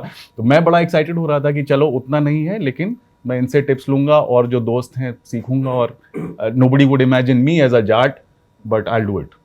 बट हर्ष, गुल्लक की जो राइटिंग रही, आई थिंक सबसे बड़ा हीरो वो है, मैं मानता हूँ। मतलब मुझे तो ऐसा लगता है कि किसी भी प्रोजेक्ट की या फिल्म हो या web series, writing is the hero. But आपको लगता है कि कहीं ना कहीं जो राइटिंग है उसे ही सबसे कम प्रायोरिटी दी जाती है? मतलब जब हम देखते हैं, कोई रिव्यू भी देख लीजिए मान लीजिए, तो उसमें आपको राइटर का नाम बहुत कम होगा जो मिल जाए, राइटर की बात होते हुए बहुत कम होगा जो मिल जाए। तो डू यू फील कि यही वजह है कि कहीं ना कहीं कंटेंट जो है वो उतना दिलों को छू नहीं रहा? स्टैंड भी नहीं है ना सर, तब कोई स्टैंड भी नहीं लेता। अगर राइटर या किसी की, अगर हॉलीवुड या बाहर की बात करूं, तो लोग वहाँ खड़े हो जाते हैं, स्ट्राइक हो जाती है कि भाई राइटर को राइट नहीं मिल रही या उनको क्रेडिट नहीं जा रहा।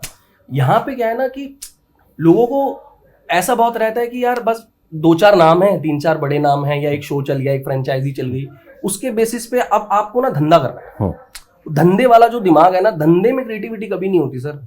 मैं ये भी कह रहा हूँ धंधा भी जरूरी है, बिजनेस, पैसा भी जरूरी है उस चीज को बनाने के लिए, लेकिन अगर आप उसी में खो जाओगे तो फिर, क्योंकि अब क्या है, डायरेक्टर हो गया, फिर एक्टर आ गए, फिर प्रोड्यूसर आ गया, अब राइटर तो एक, मतलब हमारे यहाँ तो वो चलन ही है ना।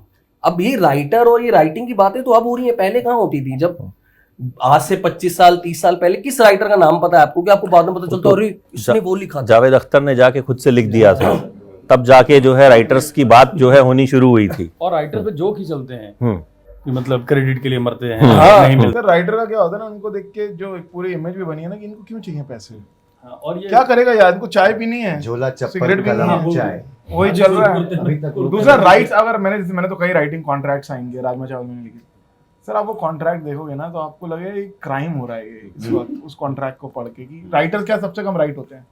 आप अगर उस सारी चीजें मतलब आपको आपका नाम भी निकाला जा सकता है, आपको भी निकाला जा सकता है, आपने जो लिखा है वो पूरी तरीके से बदला भी जा सकता है, बहुत कुछ उसके साथ किया जा सकता है, क्योंकि I am saying it starts with their, right. अब उसके बाद अब नॉवल तो है नहीं कि आपने लिखा आप ही के नाम पे पब्लिश हो जाएगा और आपके पास उसको, अब कोलैबोरेटिव आर्ट फॉर्म है। कोलैबोरेटिव आर्ट फॉर्म में हर चीज जो बन रही है वो आपके ऊपर बनती जा रही है, तो जब तक आप वहां पहुंचते हो ना, तो जहां शुरू हुई थी बात ना, वो बहुत पीछे रह जाती है, क्योंकि उसके बाद जो भी नाम जुड़ते हैं अक्सर वो ज्यादा बड़े नाम होते हैं, चाहे वो डायरेक्टर का ही नाम हो, चाहे वो एक्टर का नाम हो, प्रोड्यूसर का नाम हो, और फिर ये ज्यादातर लोग जो प्रोड्यूसर एक्टर्स वगैरह हैं, they are comfortable with the limelight. Writers are usually not that comfortable also. Writer का जो एक बेसिक कोर नेचर भी होता है ना, वही होता है हाँ यार मैंने लिख दिया, मेरी लिखाई मेरे लिए बोले ना, मैं क्यों बोलूं।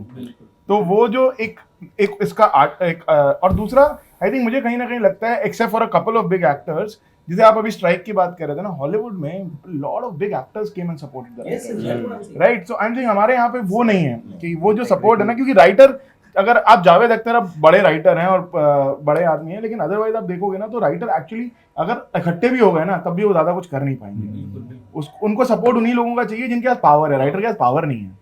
आप सब लड़ भी लोगे तो क्या हो जाएगा, मतलब क्योंकि जैसे हमारे पास उपन्यास हैं, हमारे पास स्क्रीन प्लेज हैं, बहुत राइटर हैं सर इस कंट्री के अंदर, तो कहीं ना आपका ऑप्शन बहुत ज्यादा है। और क्योंकि आपकी जो वर्थ है उस प्रोजेक्ट के अंदर वो उतनी नहीं है जितनी एक्टर की है या एक इवन डायरेक्टर की है, इसलिए आप बहुत इजीली इन अ वे रिप्लेसेबल हो, जबकि आप नहीं हो। ऑन अ क्राफ्ट लेवल आप नहीं हो, लेकिन ऑन अ ह्यूमन लेवल आप हो। तो उस वजह से आई थिंक ये पूरा डायनामिक इसलिए कि आज के टाइम में बहुत ज्यादा मतलब अभी तो काफी पुश किया जा रहा है, नाम भी आते हैं। मैंने कई सेट्स पे आजकल मतलब 3-4 प्रोजेक्ट से मैं देख रहा हूँ कि राइटर भी आते हैं, बैठते हैं और वो भी सारा एनालाइज करने लगे हैं, मतलब साथ में डायरेक्टर के बैठ के, वो सब अभी मैं देख रहा हूँ। लेकिन मैं जोक से बात करूंगा, बावर्ची फिल्म में राजेश खन्ना साहब होते हैं, उसमें एक उनका कोई भाई, बहुत पहले देखी थी मैंने, उसमें भाई होता है जो राइटर होता है, उसको वो कहते हैं तेरे जैसे राइटर दर दर मारे फिरते हैं, ये लाइन है फिल्म में। और वो इतनी मतलब मैं कहा यार 100% डलवाई होगी वो आज वो डायरेक्ट राइटर ने कुछ कह दिया होगा उस दिन सुबह, लाइन डालो जरा इसके अंदर, हमें दिखाएं स्क्रीन से। मुझे लगता है कि कहानी की ओरिजिनलिटी भी बदली जाती है जब कोई कहानीकार अपनी कहानी लेकर जाता है, तो इतना फीडबैक खेला जाता है, तो उसकी असली जो कहानी है वो मर जाती है और वो दूसरे किसी कहानी की एक कॉपी जैसी लगती है। एक किसी ने रिव्यू लिखा था, इप्टा ने नाटक किया था सर्वेश्वर देव सत्यनारायण का मुन्ना बकरी, तो उसमें इतना इम्प्रोवाइज कर दिया था कि अगले दिन अखबार ने ये हेडलाइन डाली थी कि सक्सेना जी की बकरी इप्टा के जबड़े में। ये अगले दिन अखबार में ये छपा था। एक ने तो जोक मारा, बोला कि राइटर को रोटी खिलाना गाय को रोटी खिलाने के बराबर। खाना मिल गया ना, चेक क्यों मांग रहा है? एक आपने जो बात की ना वो ब्रैकेट में फंसने वाले, मैं आपको एक एग्जांपल देता हूँ। पिछले साल मैंने एक इंटरव्यू किया हीरा मंडी की स्टार कास्ट का, 6 हीरोइनें थी, ठीक है, जैसे हम बैठे 3 इधर 3 इधर, तो वो इंटरव्यू नहीं लग रहा ये आपको लगता है ये शक्लबन? सुनिए तो सही है। तो वो इंटरव्यू जो है वो काफी वायरल हो गया। उसका एक हिस्सा जो था, वहां पे एक हीरोइन एक डायलॉग सुना रही थी और बाकी की 2 शायद कुछ रिएक्शन दे रही थी, तो वो चीज वायरल हो गई। आपके यहाँ से आया था क्या? वो मेरा ही सबने देखा। अब बताता हूँ। उसके बाद मुझे मैसेज आते हैं, सर वो हीरा मंडी जैसा इंटरव्यू करना है, वही करना है, ठीक है, ऑडियंस के साथ। मैंने कहा लेकिन हीरा मंडी वाले में तो ऑडियंस थी नहीं। अच्छा नहीं थी, लेकिन वही करना है।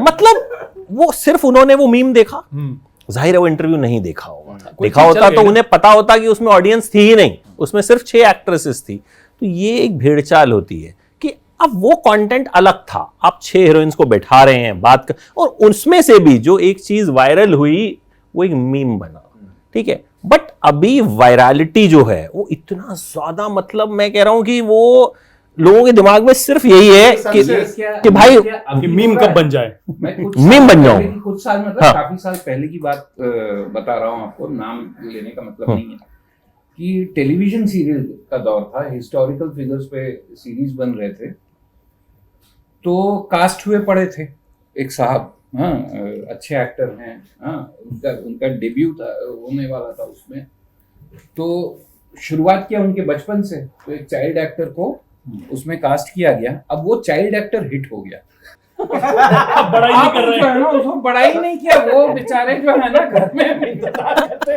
अपना ही शो देख रहे कि टीवी पे था ये? हाँ सर, वो बहुत देखा। ये पता है मुझे। ये भी हुआ है। सर मैं आपको एक कहानी बताता हूँ इसी से रिलेटेड ना। मैं एक जगह काम कर रहा था, नाम अगेन मैं भी नहीं लेता हूँ, लेकिन क्या हुआ कि इसके बाद बताऊंगा, बता दीजिएगा, मैं अलग से एक वीडियो बना दूंगा, वायरल हो जाएगा। सर हमने एक माइथोलॉजिकल कैरेक्टर है जिसकी कास्टिंग हो चुकी है। माइथोलॉजिकल महाभारत का एक कैरेक्टर है जिसके ऊपर शो बन रहा था। अब उसके ऊपर जो शो बन रहा था उसका कास्टिंग हो गई थी, और वो कास्टिंग में थोड़ा सा इफ एंड बट चल रहा था। तो मैं उसका प्रोमो शूट करने वाला था अगले दिन। तो पहाड़ बन चुके हैं न, वो पानी वानी का सब कुछ बन चुका है, और अभी रात को ऐसा डिस्कशन चल रहा है कि यार ये सही है क्या एक्टर। मैंने कहा सही है क्या एक्टर, कल पहाड़ बन गया भाई, मतलब अच्छा खासा बड़ा सेट लगा, पहाड़ पे भरोसा है, एक्टर पे नहीं। तो अब वो कह रहे हैं कैंसिल कर दो ये। मैं कैंसिल कर दूं? फिर उन्हें पता किया कैंसिलेशन का कॉस्ट कितना है। शूटिंग कैंसिलेशन में ज़्यादा फर्क नहीं था उस टाइम तक, क्योंकि सब हो चुका था। तो हमने कहा यार उसका जो एक आपका जो पहले के 4 एपिसोड हैं वो तो बच्चे के साथ हैं, तो वो आप कम से कम बच्चे वाला शूट कर लो कम से कम। सर 7 महीने बच्चा रहा शो पे। वो जो 3 एपिसोड थे वो 7 महीने रहा, और जब शो हुआ, जब वो बड़ा हुआ तो कोई और ही एक्टर आया उसकी जगह, तो वो एक्टर भी चेंज हो गया। तो ऐसे ही बहुत सारी टीवी में। तो तू सोच ले भाई, अगर I am Kalam TV show होता नहीं, लेकिन ओटीटी में मैं आपको बताऊं, एक पीरियड था मेरी जिंदगी में जब मैंने ये तय किया कि नहीं, मुझे ना अभी मीडिया में काम करना है। तो अगर कोई कॉल आता था ना, मैं पूछता नहीं था क्या शो है, क्या कैरेक्टर है। कॉल आया कि ऑडिशन के लिए आएंगे, मैं चला जाता था, ऑडिशन दे देता था। तो ये हुआ कि उसके बाद ऐसा हुआ कि कालांतर में मैंने मैनेजर, एक जो है ना, एक साहब ने कबूल किया मेरा मैनेजर बनना। हम आपको आर्टिस्ट रखते हैं। मैं मैनेजर्स पे आता हूँ मैं अभी, आप बताइए, फिर मैं मैनेजर्स पे आता हूँ। तो उनका फोन आया, वो फोन करके, मैं घर से निकल के कहीं जा रहा था, उन्होंने फोन करके कहा, अच्छा I lock that show. What show? तो बोला, अरे सर आप ही ने ऑडिशन दिया, अभी आप ही पूछ रहे हो। मैंने बोला कौन सा शो? उसने बताया, प्रोड्यूसर का नाम बताया, शो का नाम बताया, मुझे याद ही ना आए ये कौन सा शो। हाँ मतलब जो आए, मतलब पूछ ही नहीं रहा था ना मैं। फिर मैंने पूछा कि किसका फोन आया था, ऐसे करके पता लगा कि कास्टिंग डायरेक्टर कौन था। उसको फोन किया, मैंने कौन सा ऑडिशन दिया था यार? तो उसने बताया ये ऑडिशन दिया था आपने। फिर जाके वो शो मैंने किया। तो उस शो में एक बात ऐसी हुई कि एक दिन हम लोग शूट कर रहे थे कहीं बहुत बाहर, विरार में कहीं पे। तो वहाँ पे जो प्रोड्यूसर, ओटीटी के जो प्रोड्यूसर, मतलब नौकरी वाले प्रोड्यूसर, मतलब मालिक नहीं, मालिक जो कहते हैं ना, सीईओ टाइप के जो है ना, वो साहब वहाँ बैठे हुए थे एक स्कीमर के पीछे। तो उन्होंने मुझे देखा, आइए ना सर बैठिए, मेरा नाम फलाना है, सर को एक कुर्सी दो। हाँ, कुर्सी आ गई तो मैं बैठ गया। कैसा लग रहा है सर आपको? मैंने बोला बहुत बढ़िया है, मुझे तो मज़ा ही आता है। मैं रेगुलर नहीं हूँ, मतलब बीच बीच में आता हूँ, लेकिन जब भी आता हूँ I enjoy, because lot of actors who are my friends. तो मैंने बोला कि उनके साथ काम करने को मिल रहा है, और डायरेक्टर जो है हमारे, डायरेक्टर का नाम है, बहुत अच्छा काम कर रहा है, फिल्मों की तरह शूट कर रहा है नहीं। मैंने एवरी टीवी शो एवर फिल्मों की तरह शूट कर रहा है। मैंने कहा बिल्कुल, बहुत सोचता है, एक शॉट को कंसीव करने के पीछे बहुत सोचता है। हाँ सर, समय बहुत लगा रहा है, समय टाइम बहुत लग रहा है, लेकिन मेरे 3 शोज ऑन एयर हो गए हैं इस बीच। 100 दिन की बात थी, 120 दिन से ऊपर हो चुका है। तब मैं तो भैया डायरेक्टर मेरे पाले का इंसान है, मैं तो उसी का सपोर्ट करूंगा, पर काम अच्छा होगा। हाँ, तो मैंने वो सब बात करके उन्होंने पहले वो सारी बातें कर ली। मैंने कहा एक बात बताइए सर, कितने घंटे का एपिसोड है? तो सर 50 मिनट का एपिसोड। उन्होंने कितने एपिसोड बना रहे हैं आप? 12 एपिसोड सर। मैंने बोला लेकिन आप मतलब 120 दिन में 4 फिल्म जितना कंटेंट तो निकाल लिया आपने, है ना? कम से कम 4 फिल्में बना लिया, इतने घंटे का कंटेंट निकाल दिया, तो ठीक ही कर रहा होगा कुछ वो आदमी। हाँ नहीं सर, आप क्या बात कर रहे हो, बहुत वाकई फिल्मों की तरह कर रहा है। हाँ बिल्कुल। किस्सा मैं भी शेयर करना चाहता हूँ। तो एक बार ऐसे ना, मैं 2013-14 की बात बता रहा हूँ, तो बहुत अच्छे पैसे मुझे एक एडवर्टाइजमेंट के मिले, और मैं तब दिल्ली से ऑपरेट करता था, तो दिल्ली से मुझे राजस्थान बुलाया गया एक एडवर्टाइजमेंट के शूट के लिए, राजस्थान टूरिज्म का ऐड था वो। और मैं कहा यार ऐसा पैसा कौन देता है यार, मतलब मेरी तो इतना 2-2.5 लाख रुपए एक दिन के ऐसा पैसा मिल रहा था। तो मैं गया, यहाँ से गाड़ी वाड़ी लेने आई है, मैं रास्ते में जा रहा हूँ, मतलब 1000 किलोमीटर कोटा राजस्थान, सब एकदम सेट है। मैं पहुंच रहा हूँ और मुझे ना धीरे धीरे ऐसा लग रहा है यार कुछ सही नहीं लग रहा है। किडनैपिंग बहुत हो रही है आजकल, 2-3 हो चुकी हैं, ध्यान रखिए। ऊंट के साथ इसमें नहीं, बहुत बड़ी ऊंट लीज तो कास्टिंग नहीं हो डायरेक्टर रहा है जिसने बहुत बड़ी कास्टिंग डायरेक्टर है जिसने कास्ट किया था, तो मुझे ऐसा कुछ हाँ। डाउट था नहीं। तो मैं पहुंचा, सुबह के 4 बज रहे थे और उन्होंने बोलता यार तुम आधा 1 घंटा रेस्ट करना और इतना शूट है भी नहीं, तो 7-8 बजे से शुरू करेंगे और तुम 4 बजे तक पहुंच जाओ। मैं पहुंच गया, मैं पहुंचा, मैं कहा यार बड़ी देर हो गई यार, किसी ने ना कॉस्ट्यूम के लिए पूछा ना क्या। मैं होटल के रूम में बैठा हुआ हूँ, वहीं उन्होंने अपने कॉस्ट्यूम का सेटअप लगाया हुआ है।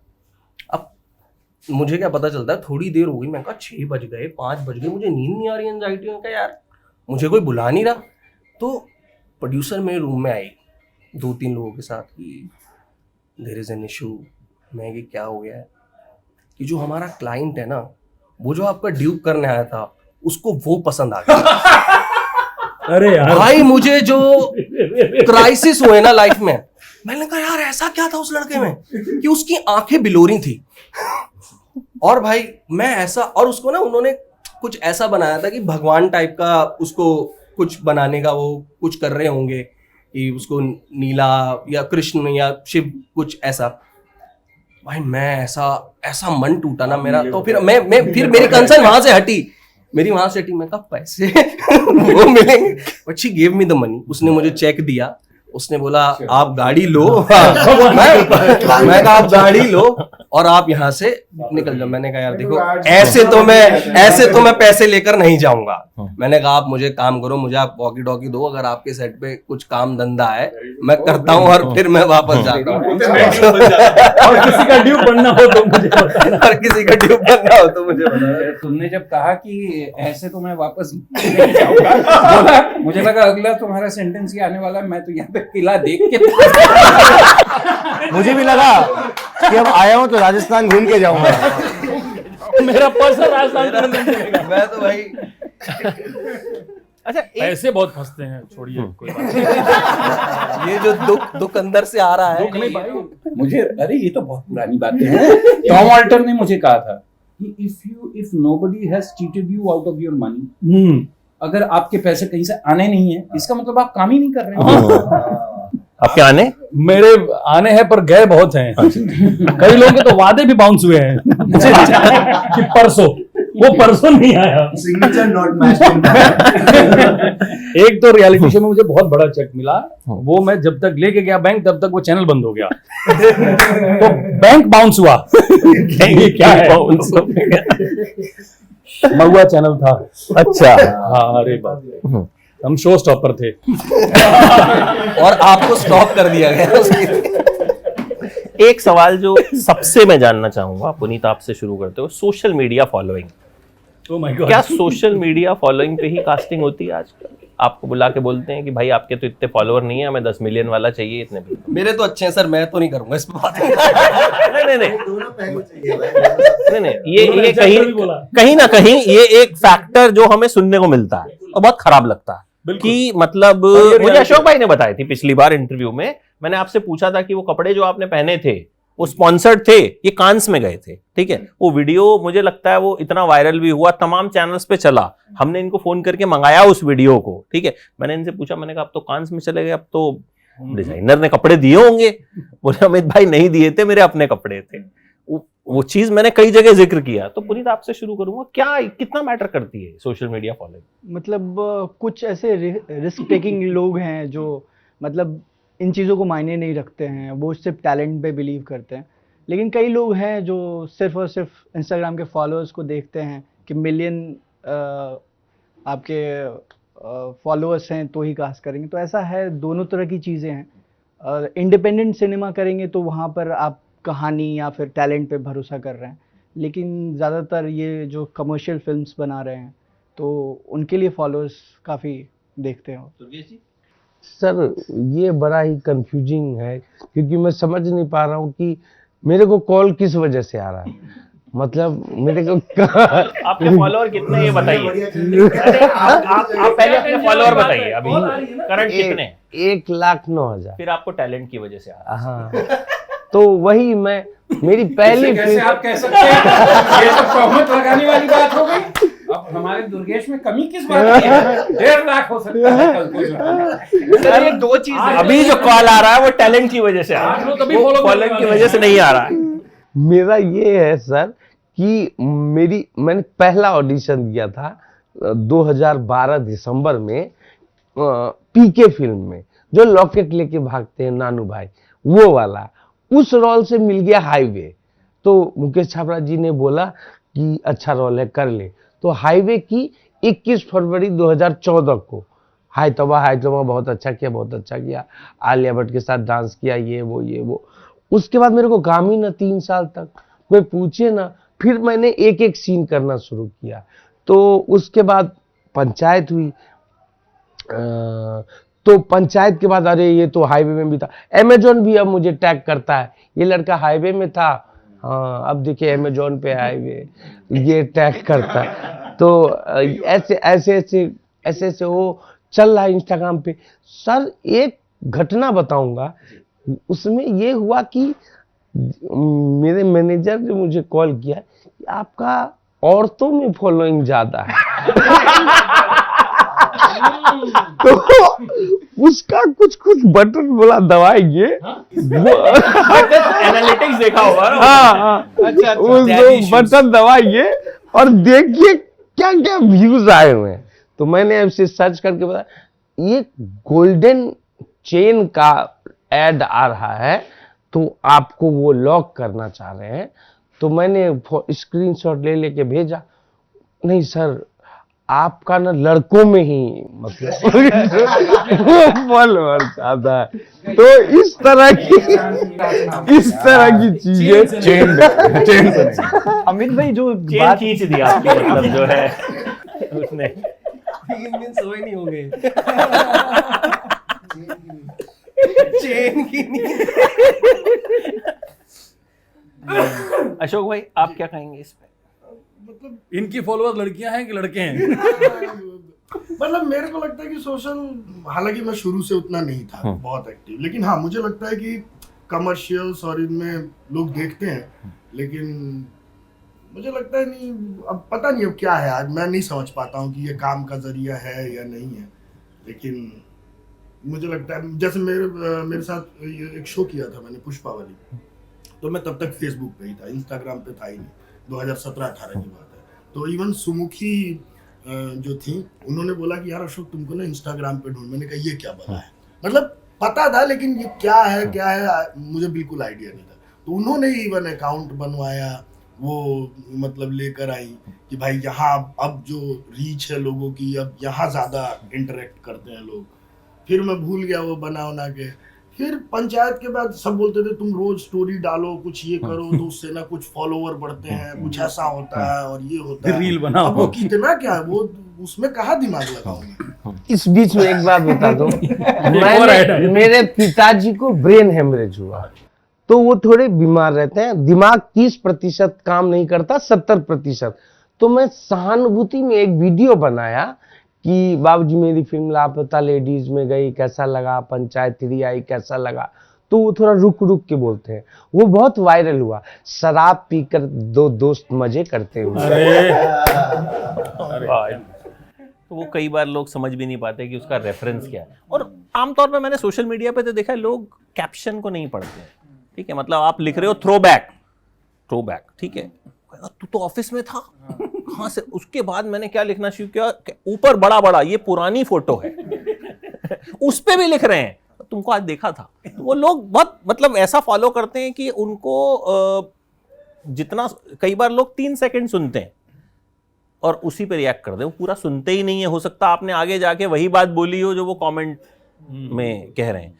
तो सोशल मीडिया फॉलो, आपसे तो ये सवाल बनता नहीं है, आपने मना कर दिया। उन्होंने Social- जमीन ली है इंस्टाग्राम पे, वहीं रहते हैं, बाउंड्री करा रखी है। नहीं आजकल ना मैं एक और चीज हाँ। तो थोड़े मैं ये वाली बात भी बता दूं कि इंस्टाग्राम पे भी ना दो तरीके की मतलब दो तरीके की एक्टरों की पॉपुलैरिटी है। एक है खरीदी हुई, उसकी रीच आपको पता चलेगी देखकर कि अरे व्यूज इतने कम ये क्यों तो है ही नहीं कहीं। ये 12 लाइक तो ये भी होता है। वो तो तो है ही। आप तो रीच भी बड़ी मैटर करती है कि आप कितने लोगों तक रीच आउट आपका अकाउंट कर पा रहा है। तो फॉलोअर्स कुछ मैटर नहीं करता। हाँ, सर- मतलब मैं इसमें हाँ। मैं बात मतलब कंप्लीट कर देता हूँ। जैसे मेरा जो एक्सपीरियंस रहा जी। कि मुझे लगता है बस हमें ना अपना काम करना है। वो जो मैं बहुत सारे लोगों को देखा कि वो उसमें उलझ गए, बिल्कुल। तो यार ये होता है वो होता है। मैं आज तक मुझे नहीं समझ पाता कि वो इंस्टाग्राम हैंडल अपने आप ही लोगों का बहुत सारे मैसेजेस आते हैं, प्यार आते हैं, लेकिन मुझे लगता है कि वो सब ना जब आप अपना काम करते रहेंगे ना तो लोग आप तक पहुंचने की कोशिश करते हैं। अगर हम जानबूझकर उन तक पहुंचने की कोशिश करेंगे तो ना मुझे लगता है ना इधर के रहेंगे और ना उधर के रहेंगे, फिर वो एक बेचैनी पैदा करती है। तो अच्छा है, लेकिन वही बात है कि ये फर्क तो है आजकल की मैं महसूस करता हूँ, लेकिन मुझे कोई फर्क नहीं पड़ता है। ठीक है, खरीदी हुई रीच की आपने बात की, तो मैं ऐसे भी लोगों को जानता हूँ, हीरोइंस को, जिनकी अगर रात को उन्होंने रील डाली और सुबह अगर उस पर व्यूज़ नहीं आए तो वो बहुत डिस्टर्ब हो जाती हैं कि मतलब क्यों नहीं आए। अभी रिसेंटली एक हीरोइन की मैंने पिक्चर देखी, उनके 18 मिलियन फॉलोवर थे इंस्टाग्राम पे, तो मुझे उसमें उनका काम अच्छा नहीं लगा। तो मैंने कहा कि भाई इनको थोड़ी और मेहनत करने की ज़रूरत थी, तो वो नाराज़ हो गई कि अरे आपने ऐसा। मैंने कहा बताइए, आपके 18 मिलियन फॉलोवर हैं, मैं आपकी तारीफ़ कर देता, आप मेरा रिव्यू शेयर करती, 18 मिलियन में से 1800 तो देख ही लेते, 1800 व्यूज़ तो मेरे पास आ ही जाते। तो फिर मैंने देखा 1800 व्यूज़ उनकी खुद की रील्स पे नहीं थे। तो ये खरीदी हुई रीच बहुत लोगों की है और वो साफ पता चलता, क्योंकि मैंने देखा यार 18 मिलियन, मैंने तो नाम भी नहीं सुना ये कौन है, मतलब हमने कभी किसी प्रोजेक्ट में कहीं पे कुछ नाम नहीं सुना। और वहीं ऐसा भी होता है कि हम कोई सीरीज देख रहे हैं, हमें लगता है यार ये क्या कमाल का एक्टर है, हम ढूंढते हैं कि कहाँ है, उस आदमी को चैनल ने टैग ही नहीं किया, वो मिल ही नहीं रहा हमको, ठीक है, वो मिल ही नहीं रहा है वहाँ हमको, ठीक है। एक अभी मैंने मुझे याद नहीं आ रहा, एक वेब सीरीज, हाँ एक पिक्चर देखी, अरशद वारसी की आई थी, बंदा सिंह चौधरी। तो पिक्चर पे तो खैर नहीं बोलूँगा, बच्ची थी उसमें, उसने बड़ी कमाल का काम किया। उस बच्ची को मैंने खूब सर्च किया कि इसका मैं रिव्यू में जिक्र करूं कि बड़ा अच्छा काम किया इसने, मुझे उसका नाम नहीं मिला कहीं पे भी। फिर जब वो लोग मेरे स्टूडियो आए इंटरव्यू के लिए, फिर मैंने उनसे पूछा, मैंने कहा उस बच्ची का नाम क्या है, आप ये बताइए। मतलब मैंने सिर्फ रिव्यू में मैं इतना ही लिख पाया कि जिस बच्ची ने अरशद की बेटी का किरदार निभाया, उन्होंने, क्योंकि गलत नाम लिखने से बेटर है कि आप वो लिख दीजिए, कैरेक्टर मेंशन कर दिया। आप कुछ आई थिंक अपना अपना टेम्परमेंट है। मैंने कुछ एक्टर्स को देखा है कि सारा काम करते हुए भी रील बना लेंगे, डाल देंगे। ये ऑफ कोर्स कुछ बड़े एक्टर्स हैं जिनके पास उतना टाइम नहीं होगा, तो उनके पास सोशल मीडिया मैनेजर्स हैं, ठीक है, वो सब कर रहे हैं। मेरा नहीं है टेम्परमेंट, ना मैं देखता हूँ ज़्यादा, खुद तो बना ही नहीं पाता हूँ। मुझे तो बहुत टाइम तक मैसेजेस, हिडन रिक्वेस्ट, ये सब कुछ देखना है, कैसे वो डालें, क्या स्टोरी डालें, मुझे समझ में नहीं आता था, मैं कुछ उल्टा पुल्टा कर देता था। मैं इंट्रोड्यूस हुआ था पहले, वही जैसा आपने कहा कि मिल नहीं रहे हैं, कोई टैग नहीं हुआ है, तो आर्या सीज़न 1 आने वाली थी 1 महीना पहले, और ये सब लॉकडाउन में हुआ। 1 महीना पहले ट्रेलर आया, तो ट्रेलर जब हॉटस्टार ने भी डाला या सुष्मिता सेन ने और बाकी लोगों ने अपने हैंडल से, तो ऑफकोर्स वो टैग्स, कुछ 15 टैग्स थे एक्टर्स के, और जो इलेक्ट्रॉनिक जो मीडिया है, न्यूज़ मीडिया, अपने अपने प्लेटफॉर्म के लिए उन्होंने वहीं से उठाया। तो आया Aarya starring Sushmita Sen and some other names, बच्चों के नाम आ गए सब। तो अगले दिन मेरा नाम कहीं था ही नहीं। तो मेरी पत्नी थोड़ी परेशान हो गई कि तुम्हारा तुम हो भी, काट दिया है, बहुत छोटा है। मैंने बोला यार हूँ, तो नहीं तुम्हारा नाम कैसे नहीं है।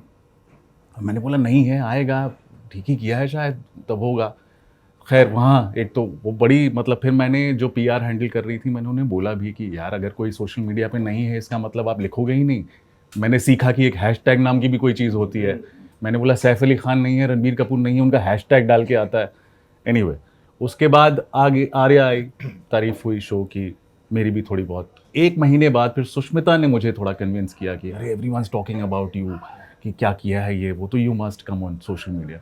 दैट्स व्हेन आई कि मतलब I join Instagram and Twitter and जो भी, but I don't pay much attention. एक बार हुआ था, आराम नगर में घूम रहा था, एक कोई सज्जन मिल गए, एक लड़की, एक साथ वो पहचान गया, अरे तो वो कुछ करता होगा, कुछ एड वैड कुछ। उसने बोला कि अरे आप एक अचार का ऐड करेंगे, कुछ तो कोलैब बोला है उसने, कुछ बोला, ठीक है।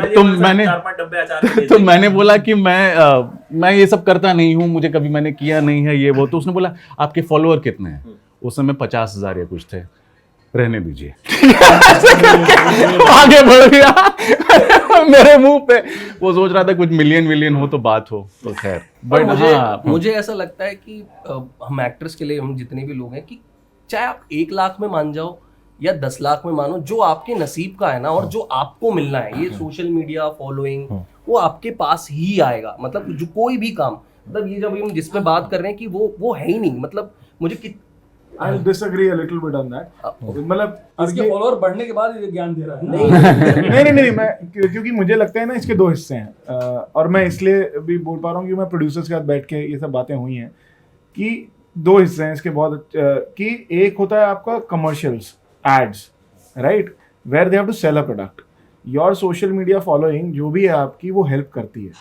फिल्मों में एक्चुअली इसका इस्तेमाल होता है कि आप क्या करते हो ना, कि किसी के 4 मिलियन फॉलोअर्स हैं, 5 मिलियन फॉलोअर्स हैं, अब वो एक्टर भी है, उसको करना है, फिल्मों में आना है, आप उसको ले लेते हो। आप उसको इसलिए नहीं लेते कि आपको उसका टैलेंट बहुत अच्छा लग रहा है, आप उसको इसलिए लेते हो कि उतने से पैसे में, जो आप उसको ये दिखा रहे हो कि उसको चांस मिल रहा है, उतने से पैसे में आपको प्रमोशन मिल जाता है। और आप अगर देखोगे ज्यादातर ऐसे लोगों को जब लिया जाता है, उनका रोल बहुत खराब होता है। मतलब जो एक्चुअली अच्छा काम कर रहे थे अपने सोशल मीडिया चैनल पे या यूट्यूब पे, जब उनको बड़ी फिल्म में लिया जाता है तो वहां पे आपको लगता है अरे क्या क्यों कर रहा है ये काम, लेकिन वो इसलिए कर रहा है क्योंकि उसको बड़ी जगह जाना है, और वो इसलिए करा रहे हैं क्योंकि उनको फ्री का प्रमोशन मिल रहा है, क्योंकि आपके कॉन्ट्रैक्ट में लिखा है ना कि आप इतने पोस्ट डालोगे, इतने विजिट करोगे, ये करोगे। So that is how it gets used in the long format. But short format में, क्योंकि जब आप एडवर्टाइजिंग करते हैं तो आपके जो क्लाइंट है वो ये चाहते हैं कि यार ये रहेगा तो मेरा ऐड, क्योंकि जब मैं कोलैबोरेशन में डालूंगा तो मुझे ऑटोमेटिकली इतने सारे लोग मिल जाएंगे। तो जहां कमर्शियल्स आते हैं, जहां शॉर्ट फॉर्मेट आता है, वहां ये यूजफुल है बहुत ज्यादा। But in long format actually I feel ये डेट्रीमेंटल है एक एक्टर के लिए, कि उसके चक्कर में ना वो चला तो जाता है वहां पे, लेकिन उसका ज्यादा नुकसान होता है फायदे से ज्यादा। ये मुझे लेकिन शुभ्रो सर, मैं जो बात जानना चाह रहा हूं कि उस वजह से, क्योंकि आजकल मैंने खुद देखा है ये कि भाई अच्छा वो एक्टर है, अच्छा एक्टर है, फॉलोइंग कितनी है? अच्छा फॉलोइंग तो सर 85,000 है। अरे नहीं यार, कुछ थोड़ा 5-7 लाख वाला लाओ कम से कम। ठीक है, एक्टर थोड़ा कम अच्छा होगा तो चला लेंगे, लेकिन फॉलोइंग तो है। इस चीज का नुकसान होता है या नहीं होता? मुझे लगता है कि मुझे जिस तरह के रोल्स मिलते हैं उसमें नहीं होता है नुकसान, क्योंकि मुझे लगता है कि मैं अगर मान लीजिए कल को इंस्टाग्राम में आ भी गया तो मैं क्या कर लूँगा जिससे मेरे फॉलोअर्स बढ़ेंगे। मैं जब सोचने लगता हूँ इस बारे में, और बिल्कुल ये सवाल हमारे दिमाग में नहीं गुजरा है ऐसा भी नहीं है, मतलब उस पूरे असमंजस से तो हम भी गुजरते हैं। तो मुझे लगता है कि मैं क्या करूँगा, एग्जैक्टली क्या करूँगा मैं इंस्टाग्राम पे। मैंने इंस्टाग्राम अकाउंट बनाया था क्योंकि उस वक्त ये था कि मैं कुछ नाटक कर रहा था और ये न्यूज़पेपर में नाटकों के एड्स देने का ट्रेंड खत्म हो रहा था, और ये हो रहा था कि सोशल मीडिया में जो है ना, तो उन नाटकों के मैं जो है ना वो डालता था। उसके बाद ये हो गया कि जो भी सीरीज या फिल्म में काम किया तो उनके वो भेजने लगे। मुझे लगा ये अगर मैं नहीं डालूंगा तो शायद ब्रीच ऑफ कॉन्ट्रैक्ट होगा मुझे इस बात का। हालांकि गिन के 750 फॉलोअर्स हैं मेरे, ये 50,000 बोल रहे हैं उस वक्त थे। तो मुझे लगता है कि मैं क्या कर लूंगा इंस्टाग्राम में अगर मैं चला भी गया, जिस वजह से मेरे फॉलोअर्स बढ़ जाएंगे। क्यों बढ़ेंगे? मुझे मतलब मैं आपको रोज एक चीज करनी पड़ेगी। यहाँ तो रोज जो है ना, रोज ब्रश कर लिया, नहा लिया, इतना ही काफी है। बाकी चीजें भी जो है ना रोज करना पड़ जाए तो बहुत मुश्किल हो जाए। तो मुझे ये लगता है, and I don't think the kind of roles that I get at my age group also, at the stage of life that I am, I don't think that I'll be getting roles because I've got Instagram followers. You know, so it's moot for me. तो वो जो है ना मेरे लिए बहुत ज़्यादा important रह नहीं गया है। मैं डालता ज़रूर हूँ इंस्टाग्राम में, और होता है कि मतलब लोग जो है ना कुछ लाइक्स डाल देते, लेकिन वो सारे मेरे, अगर आप इंस्टाग्राम अकाउंट में जाएंगे तो देखेंगे ज़्यादातर नाटकों के, और जब जो भी कुछ रिलीज होता है उसके। But it's a fact, what you are saying is a fact. I have heard बहुत क्योंकि लोगों मैंने से सुना, और मुझे ये चीज बड़ी खराब भी लगी, और मैंने कई बार इसको कुछ इंटरव्यूज में एक्टर्स के साथ डिस्कस भी किया। कई इतने कमाल के एक्टर होते हैं, मतलब हमें लगता है यार क्या, मतलब जब हमें लगता है इनके तो यार बहुत मिलियन फॉलोअर्स होंगे, क्योंकि हमारे दिमाग में बैठ गया है कि अरे यार ये मतलब मिलियन फॉलोइंग, बट हम जाके देखते हैं कि यार उसके फॉलोअर तो बड़े कम है, काम तो बड़ा शानदार कर रहा है। पर तो वहाँ इसी कारण इसी कारण इन्फ्लुएंसर्स, नथिंग अगेंस्ट इन्फ्लुएंसर्स, जो हो सकता है they've not started out as actors, बहुत सारे इन्फ्लुएंसर्स को अब एक्टिंग असाइनमेंट्स मिलने लगा मैं उन्हीं की बट बात सर कर रहा सॉरी टू से, मतलब मैं, आप शायद बोल नहीं पाएंगे, मैं बोल देता हूँ, इन्फ्लुएंसर से मुझे नहीं लगता कि उनका परिवार भी इन्फ्लुएंस होता है, लेकिन मैं कोई आपको इन्फ्लुएंस बताऊं, नहीं होता। But they are getting more. Yes, yes, yes. सब ब्रांड इन्फ्लुएंस हो जाता मैं है। बैंगलोर में था, बैंगलोर लिट फेस्ट हो रहा था, मैं वहाँ था, हमारे दोस्त के नाटक के संकलन की किताब, उसमें उसका विमोचन था जिसके लिए मुझे जाना था, तो मैं गया वहाँ, रामचंद्र गुहा बैठे हुए हैं, उनकी तरफ कोई फूटी आंख नहीं देख रहा है, और इधर एक इन्फ्लुएंसर खड़ी थी, उनको घेर के खड़े थे लोग, फोटो खिंचवा रहे थे। तो मतलब वो लिटरेचर फेस्ट है जहाँ पे Ramachandra Guha He is the star, हाँ। राइटर है ना, राइट, दर दर भटकते हैं विद्वान टाइप का आदमी ना, मैं सर 5 दिन पहले एक फिल्म देखने गया, ठीक है, हम रिलीज से पहले हमको दिखाई जाती है कि रिव्यू करेंगे, तो मैं गया तो पीछे एक रो थी, तो मैं जाके बैठ गया, बोले सर ये ना इन्फ्लुएंसर्स के लिए रिजर्व्ड है। मैंने कहा ठीक है। उसके बाद मेरा इन्फ्लुएंस उसके बाद नहीं, सुनिए सुनिए, उसके बाद मुझे एक इन्फ्लुएंसर मिली जो मुझे जानती थी, ब्यूटी इन्फ्लुएंसर है वो, उसको फिल्म के बारे में शायद उतना ही पता होगा जितना एक आम दर्शक को पता है, ठीक है। तो अरे अमित सर ये वो, अच्छा आप तो रिव्यू करते हैं इसलिए आएंगे, तो मैंने कहा आप कैसे, नहीं मैं भी रिव्यू करूंगी, मुझे बुलाया रिव्यू के लिए। तो वहाँ पर आप ये लगा लीजिए कि उस इन्फ्लुएंसर का फिल्मों से कोई लेना देना है या नहीं है, कोई मेकअप वाला इन्फ्लुएंसर है, कोई कौन सा वाला, उनको बस ये है कि वो आए एक रील बनाएं कि अरे बहुत बढ़िया फिल्म थी, ये थी वो थी, वो फिल्म देखते भी नहीं है पूरी, वो आएंगे सिर्फ वो थोड़ा माहौल लेंगे और वो चले जाएंगे। But that is a fact, वो बिजनेस रिलेटेड है and it doesn't bother me at all. हम लोगों की, जिसमें हम लीड एक्टर्स हैं, हमारा एक शो का प्रीमियर टाइप था, उसमें जितनी जो भी मीडिया पापराजी आई थी, दिल्ली तक से इन्फ्लुएंसर्स बुलाए गए थे, उनके लिए इतना पागल हो रखे थे, हम घुसे, हमें कोई पूछ ही नहीं रहा है, जबकि पर्दे पर अभी जब चलेगा तो हम दिखेंगे। लेकिन अब ऐसा है, बट इट डजंट, अब आपका टेम्परामेंट, आपकी मेंटालिटी पे है कि आप इससे कितना हावी होने देते हैं, इससे परेशान होते हैं। अच्छा एक चीज़ और, इवेंट फिल्म्स जो आजकल होती है, जैसे पुष्पा 2 आई, या मान लीजिए दिवाली के टाइम पे सिंघम अगेन आई थी, भूल भुलैया, उनको इवेंट बना दिया जाता है कि मतलब सोशल मीडिया के जरिए इतना प्रेशर क्रिएट किया जाता है कि आपने ये फिल्म नहीं देखी, भाई साहब कुछ तो भयंकर आपने जो है मिस कर दिया। तो आपको लगता है कि अभी थिएटर तक इवेंट फिल्म्स ही आप दर्शक को ले जा सकती? आपसे स्टार्ट करूंगा and then I want everyone to contribute in this. मुझे लगता है कि इवेंट फिल्म ही ले जा सकती है, कोई और फिल्म ले जा सकती है, कि लिए एक चीज़ बहुत ज़रूरी है कि किसी को फिल्म के पीछे खड़ा होना पड़ता है। इवेंट फिल्म के साथ क्या होता है कि 50 लोग खड़े होते हैं, प्रोड्यूसर, डायरेक्टर, एक्टर, सब बड़े लोग हैं। अभी किसी, जैसे 12th फेल का एग्जांपल देता हूँ मैं, क्योंकि बहुत हम other end of the spectrum की बात कर रहे हैं। 12th फेल क्यों चली? 12th फेल इसलिए चली कि विधु विनोद चोपड़ा अड़े रहे कि ये फिल्म मैं थिएटर में रखूँगा, और आप दूसरे हफ्ते से तीसरे हफ्ते से देखते हैं कि वो जो पहले प्रोड्यूसर किया करते थे कि वो ग्रो कर रही है। लापता लेडीज़ क्यों चली? लापता लेडीज़ इसलिए चली, आमिर खान खड़े हैं उसके पीछे। तो कोई जब तक बड़ा आदमी, और इवेंट फिल्म के साथ क्या हो जाता है ना, इतने बड़े लोग पीछे खड़े होते हैं, तो और वो जो एक पूरा प्रेमाइस बना दिया गया कि अगर छोटी फिल्म को चलाना है, जो आपका सवाल है कि सिर्फ वही जा सकते हैं कि नहीं और भी फिल्में जा सकती तो अच्छी थी ना सर? नहीं करेक्ट है वो ठीक है सर, पर मैं कह रहा हूँ फिल्में बहुत अच्छी होंगी और भी। जो अच्छी नहीं थी, हाँ कौन सी ये आप बताएंगे अपने रिव्यू में। नहीं पर मैं, आप जो कह रहे हैं ना सर, फिल्में और भी बहुत अच्छी, जैसे अभी मलयालम सिनेमा की बात कर रहे थे आप, छोटी कई सारी फिल्में आई हैं इस साल आई हैं, जो आप अपने रिव्यूज में बात करते हैं, जिनकी वो नहीं चली ना सर, वो थिएटर कहीं तो पहुंची भी नहीं। वो उसका कारण यही है कि जब तक कोई बड़ा आदमी फिल्म के पीछे, जो होता ही था ना, पहले प्रोड्यूसर खड़ा होता था या एक्टर, किसी को तो खड़ा होना पड़ेगा मिड लेवल फिल्म्स के लिए या स्मॉल फिल्म्स के लिए, तब जाके वो थिएटर जा सकती हैं। अदरवाइज तो ये सच है कि इवेंट फिल्म्स ही आपको थिएटर में मिलेंगी जब तक कि कोई खड़ा नहीं होता। यही मेरा भी ऑब्जर्वेशन है, मतलब मैं उस जगह का आदमी नहीं हूँ। सबसे कमर्शियल मैंने परमाणु फिल्म की है, लेकिन अभी वही देखते हैं कि या तो फ्रेंचाइज फिल्म हैं या इवेंट फिल्म हैं। आई थिंक ये कोविड के बाद बहुत सारा डायनामिक्स जो है ना शिफ्ट भी हुआ है, जो एक so called, I won't say middle ground, पर एक कुछ लोग सेंसिबल सिनेमा, कुछ लोग अलग अलग चीज़ें बोलते थे, वो कोविड से पहले थोड़ा चलते थे। कुछ लोग मल्टीप्लेक्स सिनेमा, ये सब। अब कोविड और लॉकडाउन में सबके यहाँ बड़ा बड़ा टीवी हो गया है, आधुनिक हो गया है, होम थिएटर हो गया है, पता है 1 महीने बाद ये नेटफ्लिक्स या प्राइम पे आ जाएगी। तो कई लोग हैं, ईयरली सब्सक्रिप्शन मेरे पास सबका है, तो वही होता है कि घर में आराम से देखेंगे, जब छोड़ना हुआ छोड़ देंगे, फॉरवर्ड करेंगे, जितनी बार देखेंगे फैमिली देखेगी। तो I think a large audience doesn't go. तो जब तक वो वजह नहीं है कि बड़े पर्दे पर शाहरुख खान की फिल्म आ रही है तो वहाँ जाके देखेंगे, वो इवेंट बनेगा। या फिर फ्रेंचाइज फिल्म्स का रिकॉल बहुत अच्छा है, स्त्री 2 में देखा, फिल्में होंगी, अच्छी होंगी, उतनी अच्छी नहीं होंगी।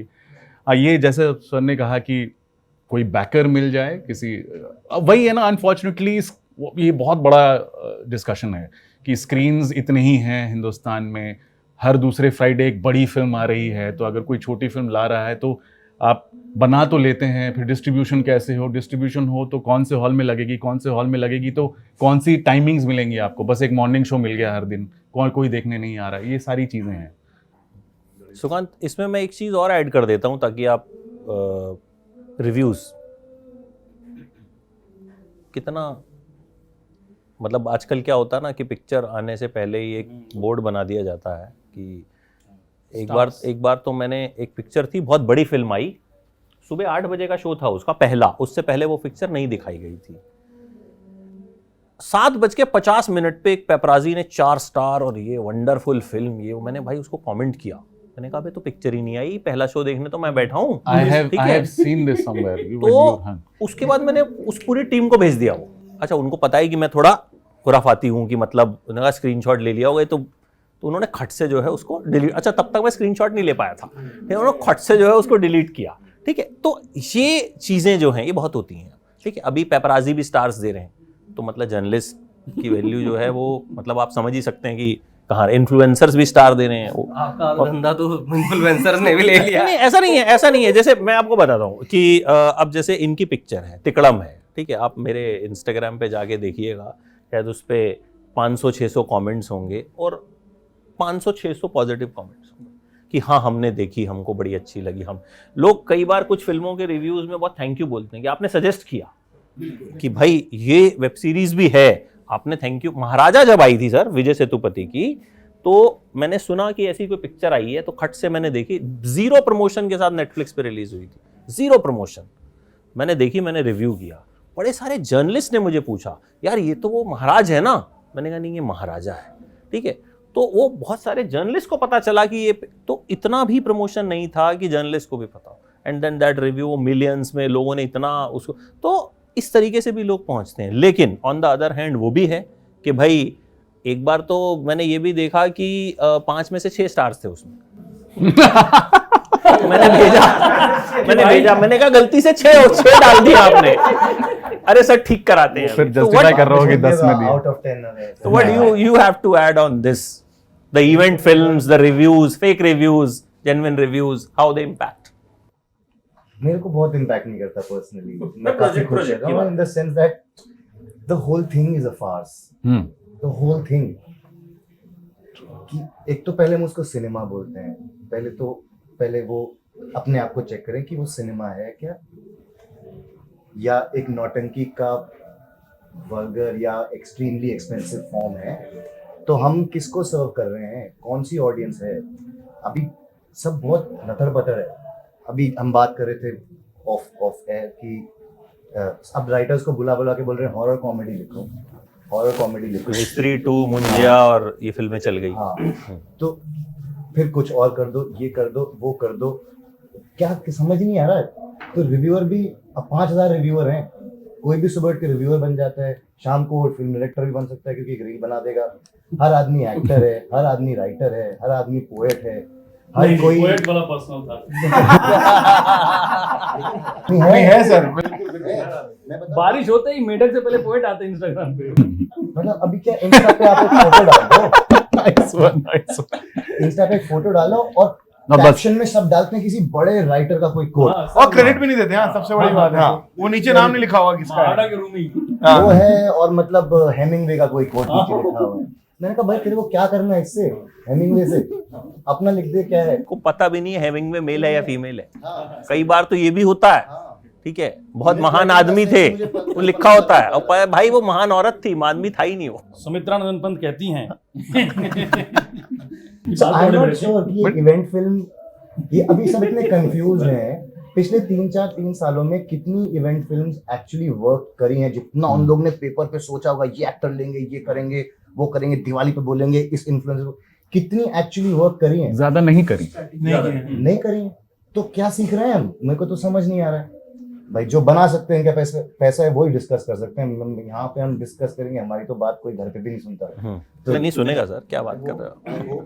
और ये if you're going to exactly मुझे भी ये लगता है कि देखिए, जैसे कि हम लोग वही बात कर रहे थे ना कि in order to secure your investment, आप इतने ज्यादा केवल मार्केटिंग वालों की सुनने लगे हैं ना, एग्जैक्टली कि इस बात से ये हो गया है कि भाई क्या चल रहा है, आपका विश्वास ही उठ गया है प्रोडक्ट की क्वालिटी पे। मार्केटिंग बहुत जरूरी चीज है, पैकेजिंग बहुत जरूरी चीज है, ऐसा बिल्कुल नहीं कह रहे कि वो जरूरी चीज नहीं है, लेकिन आपकी फिल्म मेकिंग का पूरा मॉडल ही बदल जाए इस बात को लेके कि मार्केटिंग वाले आज क्या कह रहे हैं आपको। तो उस चक्कर में मुझे लगता है, जैसे कि ये फिल्मों, बड़ी फिल्में, इवेंट फिल्मों की बात हो रही थी, मुझे लगता है कि इवेंट फिल्मों का तो ये है ना कि भाई वो 3 दिन में मैक्सिमम बिजनेस कर लेना चाहते हैं। जैसे 70s में सिंगल स्क्रीन के दौर में ये होता था कि भाई 25 हफ्ते चलती है, गोल्डन जुबली, ये सारी चीजें थी। अब उसका इंतजार नहीं कर रहे, तो 3 दिन के अंदर आपको पैसे निकाल लेना है।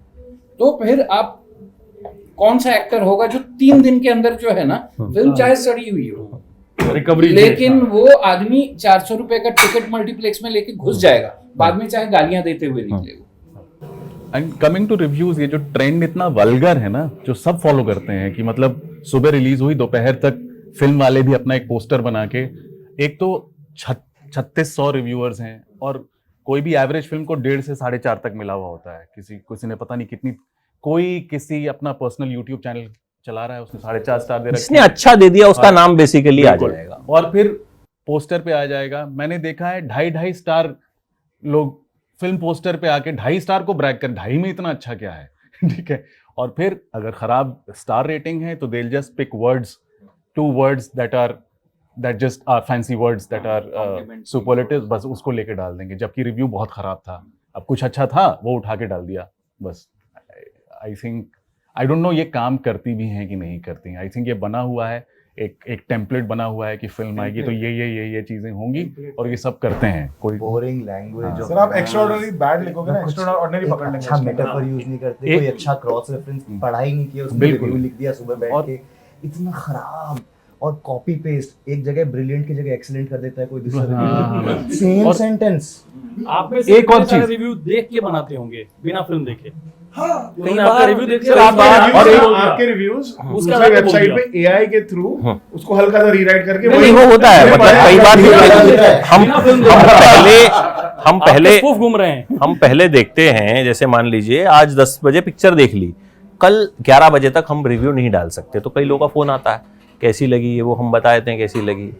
तो वो यही होता है कि वो बहुत से लोग सिर्फ पूछ लेते हैं, अच्छा ठीक लगी, अच्छा ये तो ठीक ही बोलता है, तो ठीक है, ठीक वो लिखते हैं कि वो गंदा ट्रेंड है सेलेब रिव्यू वाला। मतलब विदाउट फिर, आई मीन, अब आप इनकी फिल्म दिखाइएगा मुझे, मैं कुछ सेलेब नहीं गिन रहा हूँ, मैं अच्छा ही बोलूंगा। आजकल इतना वो छापते हैं ना, जो ट्वीट किया, हाँ, और every such film I have seen सब खराब निकली।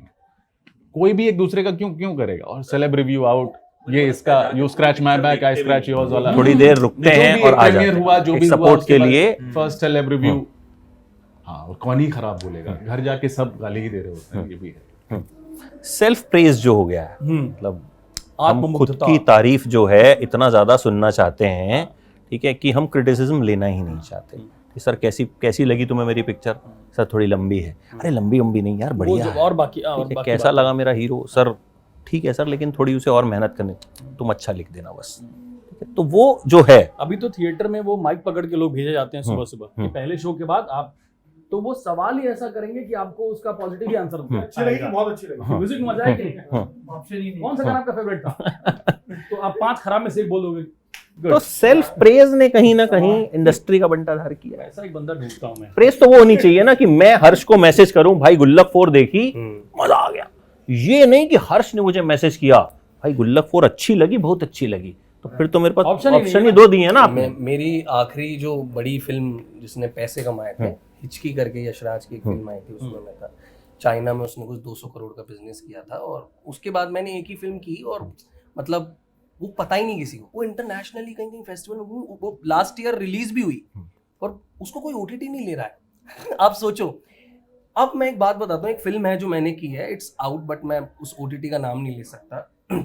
मेरे डायरेक्टर को क्या ब्रीफ मिली कि ये फिल्म जो तुम बना रहे हो ना, इसकी ड्यूरेशन इतनी होनी चाहिए कि बंदा विरार में बैठे और चर्च गेट पे पिक्चर खत्म हो जाए। मैंने कहा भाई साहब ऐसे कौन पिक्चर, उस चक्कर में मतलब इतने, हम 3 लीड हैं उसमें, ऐसे ऐसे सीन, कहीं पे कुछ भी कट लगा हुआ है, किसी भी जोक पे कुछ भी कट लगा हुआ, हम कह रहे हैं यार ये चर्चगेट फास्ट लोकल में बैठा है कोई। नीचे स्टेशन के नाम भी आते जाते हैं कि नहीं लिखे हुए हैं। तो मैं बोल रहा हूँ कि अब ये तो करोड़ों, और ये पहले 100 करोड़ का स्पेक्ट्रम था कि भाई 100 करोड़ बना दिया, अभी 1000 करोड़ चला गया।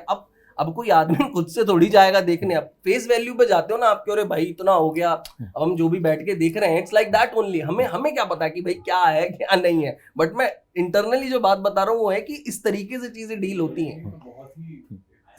मतलब it's comedy, I'm sure, when all these discussions are happening in so-called wherever big offices कि क्या बना रहे हैं, वो स्टोरी से तो दूर दूर तक किसी मैं एक बार किसी के साथ ऐसे ही बैठा था, तो मैंने बोला कि मतलब कई बार हम कैजुअली, कई बार कुछ प्रोड्यूसर डायरेक्टर सुन लेते हैं, कुछ तो होते हैं कि नहीं उनको पता है कि हमने जो बनाया वो, कुछ होते हैं कि हाँ तुझे वो पिक्चर कैसी लगी थी, बोल देते हैं सर बहुत बेकार पिक्चर थी ये वो। तो वो बोले कि यार जो हमारे राइटर हैं या जो कुछ फिल्म मेकर हैं वो बांद्रा से बाहर जाना ही नहीं चाहते, वो जाके वो कहानी तो यूपी की बना रहे हैं, बट वो यूपी के मुजफ्फरनगर में या फिर यूपी के वाराणसी में जाकर के देखना ही नहीं चाहते हैं, उनको पता ही नहीं है। तो उनके आगे वो जो भी लाया तो अच्छा, हाँ कचौड़ियाँ मिलती हैं, अरे ठीक है बहुत बढ़िया बहुत बढ़िया। और कोई भी शहर हो, बे लिख दो। हाँ बे, हाँ बे हर जगह, बनारस में भी बे, गोरखपुर में भी बे, मेरठ में भी बे, हर जगह बे। नहीं सर, मुझे एक शो के लिए किसी ने बुलाया कि आप डायलेक्ट कोचिंग कर दो, तो मैं कभी किया नहीं था और उस समय काम नहीं था। मैंने कहा चलो थोड़े पैसे मिल जाएंगे, ट्राई करता हूँ। चला गया, बोलते हैं कि सहारनपुर की भाषा चाहिए। मैं मुजफ्फरनगर से हूँ तो मुझे सहारनपुर का थोड़ा बहुत पता है। मैंने कहा चलो देखते हैं। स्क्रिप्ट लिखी हुई उसने कुछ हिंदी न्यूट्रल में। मैंने कहा तो ये तो पूरा लिखना पड़ेगा उसको उस तरह से। बोले आप थोड़ा सा बोल के दिखाइए ना कैसे कैसे होती है। तो मैंने बोल के दिखाया। वो 2 हीरो भी बैठे थे, डायरेक्टर भी बैठा था। उन्हें थोड़ी सुनी, बोलते यार ये तो बड़ी खड़ी खड़ी सी है, बच्चे तो बहुत जोर की लगती है। मैंने कहा ऐसे ही बोलते हैं वहाँ पे। शहर बदल दे क्या? तो बोलते कि बोला तो मीठी कहाँ की होगी?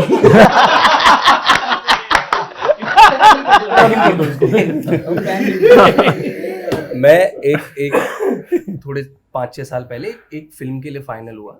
मतलब ऐसा, मतलब फाइनल नहीं, लेकिन उसकी कुछ वर्कशॉप टाइप शुरू हुई और तो 2 स्टार किड थे साथ में ना। पहले तो मुझे लगा, मैं कहा यार ये करूं क्या, या ये मैं बैकआउट कर जाऊं, बहुत बड़ा प्रोडक्शन। और मैं ऐसा हो गया कि यार ऐसा ना हो कि पूरी पिक्चर में, क्योंकि ये लॉन्च है, मेरी भूत बनवा दे पिटवा के। इवेंचुअली मैंने वो नहीं किया, बट वो 6 महीने से उस फिल्म के लिए प्रेप कर रहे हैं। और जब पहली बार हमने सीन परफॉर्म किया वर्कशॉप में, वो कहीं यूपी और कहीं का एक्सेंट था, और मेरी और वो जो लड़का लीड था उसमें ऐसा होता है कि हमारी कुछ आंखें मिलती है और हम गर्मा गर्मी होती है, और लड़की आती है बीच में, हमें रोकती है, और वो ऐसे रोक रही है, ये स्टार किड, हट जाओ पीछे हट जाओ। और मैं ऐसा हो गया 2 सेकंड के लिए, मैंने कहा ये 6 महीने से प्रेप कर रहे हैं इसकी। Then I backed out. मैं कहा भाई हट गए। मैं पीछे ही हट गया, मैं पीछे चला जाता हूँ। और पूरे खास तौर पे जो क्योंकि मैं पंजाबी, तो जब मैं स्क्रीन पे पंजाबी सुनता हूँ तो रिव्यू में 2 गाली एक्स्ट्रा लिखता हूँ कि भाई क्या जरूरत थी, मतलब तुमको तुसी कहाँ जा रहे हो, तुसी डालने की क्या जरूरत थी उसमें, भाई क्यों मर्डर कर रहे हो पंजाबी का।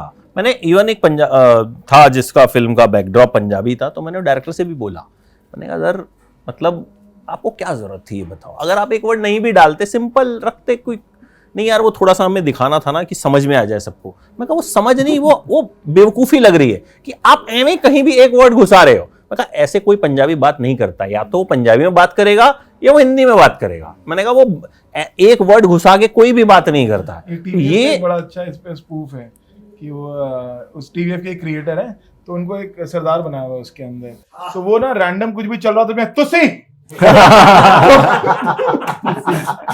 कहीं भी कुछ भी चल रहा है, ओए बल्ले बल्ले, तो डायलॉग सैड सीन चल रहा तो बल्ले बल्ले, तो उसको इसीलिए रखा हुआ है कि पीछे से 4 वर्ड मार देना तुम। एक मैं शो कर रहा था, उसमें बनारस की कहानी थी और मैं इकलौता था इसको बनारसी आती थी, तो मेरा हटवा दिया कि तुम हिंदी बोलो, बाकी मैं ठीक करता हूं। बोले तुम ज्यादा लोग समझ नहीं पाएंगे, ज्यादा अच्छा कर रहे हो। नहीं लोग समझ नहीं पाए, इसको हिंदी रखो। मैंने कहा ये हिंदी ही है वहां की। तो और उसमें होता है कि एक हमने और फिल्म की जो एमपी की कहानी थी, उसमें हीरो हीरोइन जो हैं वो हिंदी बोल रहे हैं। बोले क्यों? बोले ये पढ़े लिखे हैं। बोले पढ़ा लिखा तो मैं भी हूँ, मैं उसका क्लासमेट बना हूँ, मैं उस लड़की का बैचमेट बचपन में पढ़ा हूँ। बोले मैं कहीं और पढ़ने चला गया। बोले नहीं हिंदी कर दो, लोग समझेंगे नहीं। ठीक। एक और मुद्दा, हाँ तुसी, एक और मुद्दा, क्या ओटीटी भी कहीं ना कहीं अब एक डंपिंग ग्राउंड बन गया कि भाई कोई चीज अगर खराब बन गई, ठीक है चलो भाई ठीक है फलाने को भेज दो, ढिमके को भेज दो, लोग देख लेंगे तो देख लेंगे, ऐसा है? शुरुआत में जब ओटीटी आया तो काफ़ी तरह के एक्सपेरिमेंट हुए, बहुत सारा कंटेंट आया, बॉम्बार्डिंग हो रही है एक तरह से, ये कंटेंट आ रहा है, ये कंटेंट आ रहा है, कोई कह रहा है कि आप ये देखा कि नहीं देखा, आप खुद इन्फीरियर महसूस कर रहे हैं, फिर आप दोबारा देख रहे हैं, ठीक है। और इसके बाद एक तरीके से इतने एक्सपेरिमेंट हुए, उसके बाद एक सैचुरेशन पॉइंट आया कि यार अब इतने सारे कंटेंट हैं, अब क्या बनाएं। तो मुझे लगता है कि अब वही सोचने का समय आ गया कि अब नया क्या एक्सपेरिमेंट किया जाए, क्या कंटेंट लेकर आए जिससे व्यूअर्स बहुत कनेक्ट करें। जैसे फ्रीडम एट मिडनाइट आई अभी, और वो एक हिस्टोरिकल शो है, और हम लोग बहुत सारा क्राइम थ्रिलर और पंचायत जैसे शोज देखे, तो एक नयापन था, हिस्ट्री की बात थी, और तो हम लोग वैसा देख रहे हैं। तो अभी लोग देखेंगे, समझेंगे कि और क्या नया देखा जा सकता है, और मुझे लगता है कि एक फॉर्म भी बदलेगा कंटेंट के मामले में। काफ़ी और चीज़ें हैं जो तलाशेंगे मेकर्स। दुर्गे जी, लास्ट कोई ऐसी सीरीज याद है जो आपने देखी हो बहुत खराब लगी हो और जो देखी हो बहुत अच्छी लगी हो? देखिए सर, ये वही मैं इस पूरे साल में एक विचारशील प्रक्रिया में रहा, मैंने कुछ नहीं देखा। मतलब सर मेरी बात सुनिए, जीव का बेसिक गुण क्या है? जीव का बेसिक गुण क्या है? प्रजनन। हर चीज उसी के इर्द गिर्द चल रही है। अरे समझ उसका भी वो नहीं जो हम समझ रहे हैं। सजीव प्राणी का सबसे बड़ा बेसिक गुण है प्रजनन। दिलीप कुमार भी एक्टिंग करके गए, संजीव कुमार भी एक्टिंग करके गए, 100 साल फिल्म इंडस्ट्री को हो गया फ्रेंच से शुरू होके। नया तर्क क्या है? दुर्गेश 40 साल का कौन सा नया तर्क लेके आ रहा है अभिनय में? 6 फिल्म फेयर अवार्ड लिए हुए लोग कॉन्स्टेंटीन स्टेनिस्लविस्की का एक एक्सरसाइज करा दूं, वो एक्टिंग छोड़ देंगे। बात बताओ, किसी चीज को लंबे समय तक अभ्यासरत रहने के बाद जब अभिनय की गहराई में जाइएगा ना, तो ये इवेंट फिल्म, ये सब लगेगा ये सब क्षण भंगुरता है, ये कुछ है ही नहीं। तो मैं इस विचारों में रहा, इसीलिए मैं सर सॉरी, मैं कोई काम नहीं देखता, मैंने कोई काम नहीं देखा। मैं एक ही किताब, एन एक्टर प्रिपेयर्स, कभी भी नए विचार लाने हो तो एक पुरानी किताब पढ़ लीजिए। क्या बात, मैं इसी पे विश्वास करता हूं। अशोक भाई जी, कुछ देखा जो बहुत खराब लगा कि यार मतलब आप ओटीटी पे कुछ भी डाल रहे हैं? मैं नाम भले मत बताइए, कोई बात नहीं, लेकिन मैं चाह रहा हूँ कि मतलब आपके साथ भी वो सब हुआ जो मेरे साथ हुआ इस साल। हाँ हुआ, मतलब मुझे लगता है ना कि ये साल चाहे कोविड में हम लोगों ने बहुत कुछ देखा क्योंकि हमारे पास खाली टाइम था, और उस दौरान ये भी हुआ कि बहुत सारी चीजें ये अच्छी हुई कि जो फिल्म है, जैसे मुझे कोविड के टाइम में ना एक बहुत प्यारी फिल्म याद है जो मैंने देखी थी, राम सिंह चार्ली। कुमुद मिश्रा जी की वो फिल्म है, वो मैंने सुना वो बहुत टाइम से release दूसरी नहीं फिल्म थी हो वो रही नितिन थी। कक्कड़ की जी, फिल्मिस्तान के फिल्मिस्तान के बाद जी, वो जी, बन जी, के वो फिल्म काफी टाइम पड़ी जी, रही, फिर जी। उन्होंने तीसरी चौथी पांचवी फिल्म कर ली, बिल्कुल फिर ये रिलीज हुई। जी, और वो फिल्म बहुत खूबसूरत फिल्म लगी। मैंने कहा वाह, मतलब हम लोग बात करते हैं ना कि जैसे हम शुरू में बात कर रहे थे राइटर्स की, लेखक की, मतलब उस फिल्म में वो परफॉर्मेंस फिल्म है। मतलब अगर जैसे बोलते हैं कि यार वेस्ट में बहुत अच्छा अभिनय होता है, ऐसा नहीं है। मतलब वही बात है कि कंटेंट और तो वो देखिए, मतलब मेन बात पे आया तो कि तब हमारे पास वक्त था। अभी इतना वही ढर्रा, मुझे लगता है जो आपने बोला कि डंपिंग ग्राउंड और ये वो ओटीटी में भी अब वही फिर से क्राइम बन रहा है तो क्राइम बने जा रहा है, गैंगस्टर बन रहा है। आज तिकड़म की हम लोग बात कर रहे हैं कि वो वाकई एक खूबसूरत फील दे रही है, वो फिल्म की फ्रेशनेस है। तो उसकी अगर कोई रिव्यू में भी आ रहा है तो फिर लगता है अच्छा, सब चीजों से अलग हटके कुछ आया है तो चलो ये देख लेते हैं। मैंने अभी रिसेंटली एक फिल्म देखी, मियां जगन, मतलब नेटफ्लिक्स पे है वो फिल्म। मैंने उसके बारे में सुना ही था, जैसे कि अब रिव्यू तो नहीं, लेकिन मैंने लोगों के इतनी तारीफें सुनी उस फिल्म के बारे में कि बहुत प्यारी फिल्म है, बहुत प्यारी फिल्म है। और मैंने वो फिल्म देखी और मैं वाकई इमोशनली बहुत अच्छा फील किया उस फिल्म से। मलयालम की ही फिल्म है वो। और तो मुझे लगता है कि कोई अच्छी चीज है तो वो दर्शकों तक पहुंच जाती है, बिल्कुल। जैसे कि काला पानी का ही मैं बता रहा हूँ कि मैंने आपको कॉल भी किया था। मतलब वो एक फ्रेशनेस के साथ एक फिर से अलग तरीके का कॉन्सेप्ट है जैसा बन रहा है। और हम कोविड में हमने देखा है, झेला है, तो कुछ अपने जैसी कहानी जिसमें हम अपने आप को ढाल के वो देख पा रहे हैं। तो लास्ट मैंने यही फिल्म देखी और बहुत सारा, मतलब क्या कहा जाए, वही बात होती है कि गुल्लक, पंचायत, हम गिन के अगर शोज देखें तो लोगों को वो ज्यादा पसंद आ रहा है। नहीं, उसमें क्राइम नहीं है, उसमें कोई गाली गलौच नहीं है, पूरी फैमिली एक साथ देख रही है।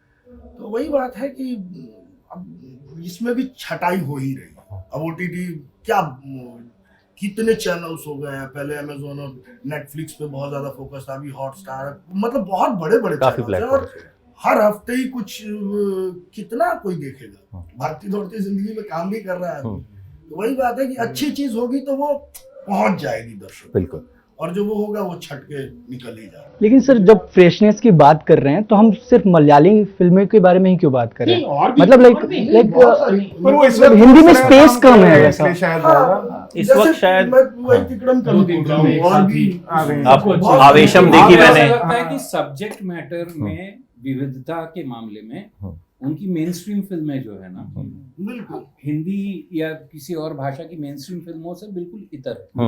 तो इस वजह से हम लोग मलयालम की बात कर रहे हैं कि वो मेन स्ट्रीम में है। वो सारी फिल्में छोटी फिल्में या मल्टीप्लेक्स फिल्में या उस तरह की फिल्में नहीं है, वही उनकी मेन स्ट्रीम सिनेमा है। जैसे एक पार्किंग फिल्म देखी थी, ये पार्किंग का मुद्दा है और वो पूरी फिल्म मतलब इतना थ्रिल पैदा कर देती है वो आपके अंदर। और बहुत सिंपल सी स्टोरी है कि पार्किंग के लिए वो हॉटस्टार पे मैंने देखी थी।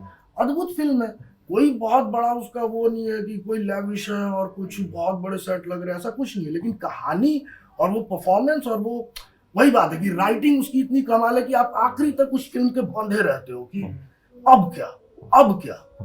और वो एक छोटा सा मुद्दा है, जैसे वेस्ट में वही करते हैं ना कि किसी एक चीज को पकड़ते हैं और उस पर पूरी वो फिल्म रच दी उन्होंने, और वो फिल्म कहते हैं वाह। तो हम लोग कई जगह उलझे ही हुए हैं, ये भी दिखा देना, ये भी कर देना, वो भी हो जाए, थोड़ा ये भी आइटम नंबर भी होना चाहिए, लास्ट फॉर्मूला लगा देते हैं एक तरीके से। और अब ऑडियंस बहुत समझदार है। अब मतलब अच्छी फिल्में ऑडियंस के पास उपलब्ध है। वो वेस्ट देख रही है, वो कोरियन फिल्में देख रही है, वो फ्रेंच फिल्में देख रही है, तो बहुत सारे दायरे हैं। अब उसको ये पता है कि ये अच्छी चीज मुझे देखनी है और ये बुरी चीज निकाल देनी। इससे अच्छी मैं कोई और भाषा की फिल्म देख लूंगा और मुझे मजा आएगा, मैं अपने 2 घंटे बहुत अच्छे बिताऊंगा। चलिए अब एक मलयालम के पॉइंट ऑफ व्यू से ना, जो अभी आप बात कर रहे हो ना फ्रेंच और अलग अलग चीज़ों की, आई थिंक कहीं ना कहीं वो हिंदी का जो एक पतन जो शुरू हुआ भी है ना, क्योंकि मेरे हिसाब से कोविड से पहले क्या था ना कि हमारे पास ये एक्सेस नहीं था। जब तक नेटफ्लिक्स और अमेजोन नहीं आए थे ना, हिंदी बहुत टाइम तक Hindi cinema, I belong to Hindi cinema, मैं दूसरी जगह काम नहीं कर रहा हूँ, लेकिन हमने बहुत वक्त तक क्या किया कि हम जैसा वेस्ट काम करता है ना, हमने उसे ढालने की कोशिश की उस तरीके से, और वो चल रहा था एक टाइम तक जब ऑडियंस के पास एक्सेस नहीं था।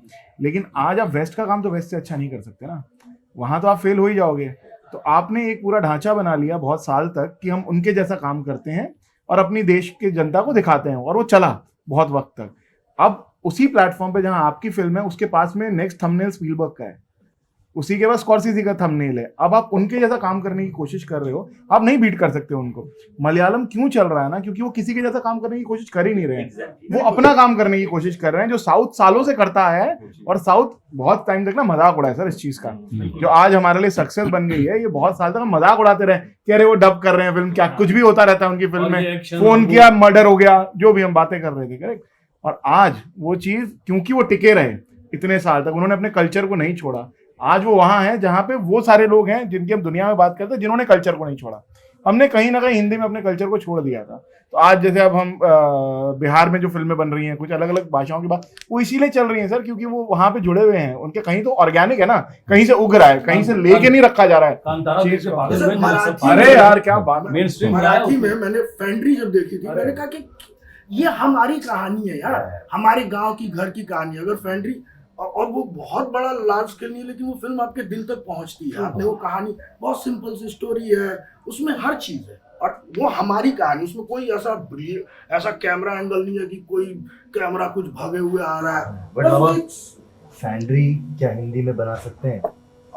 ये क्या कास्ट का इशू हिंदी में किसी में दम है बनाने का? सैराट बनाई गई थी। क्या हमारी ऑडियंस जो हिंदी की ऑडियंस है बैठ के देखेगी? क्या बनाने वाला जो पैसा डाल रहा है वो सारे गांव के शोज या फिल्म्स को क्लीन अप नहीं करते हैं? इस चीज से कर देते हैं ना। But how can a village exist without this dynamic? I have not seen one in this country like that. तो आप अंगमली लेके, जो कि उस जगह की से ही आई कहानी है, वहीं बन सकती है, उसको आप हिंदी में बनाने के लिए आप कहीं और डाल दें, फिर हिंदी वाले एक्टर वो कुछ एक्सेंट बोल रहे हों, और फिर क्योंकि वहां पे आप एक तरह का मीट काट सकते हैं इसलिए वहां पे डाल दें।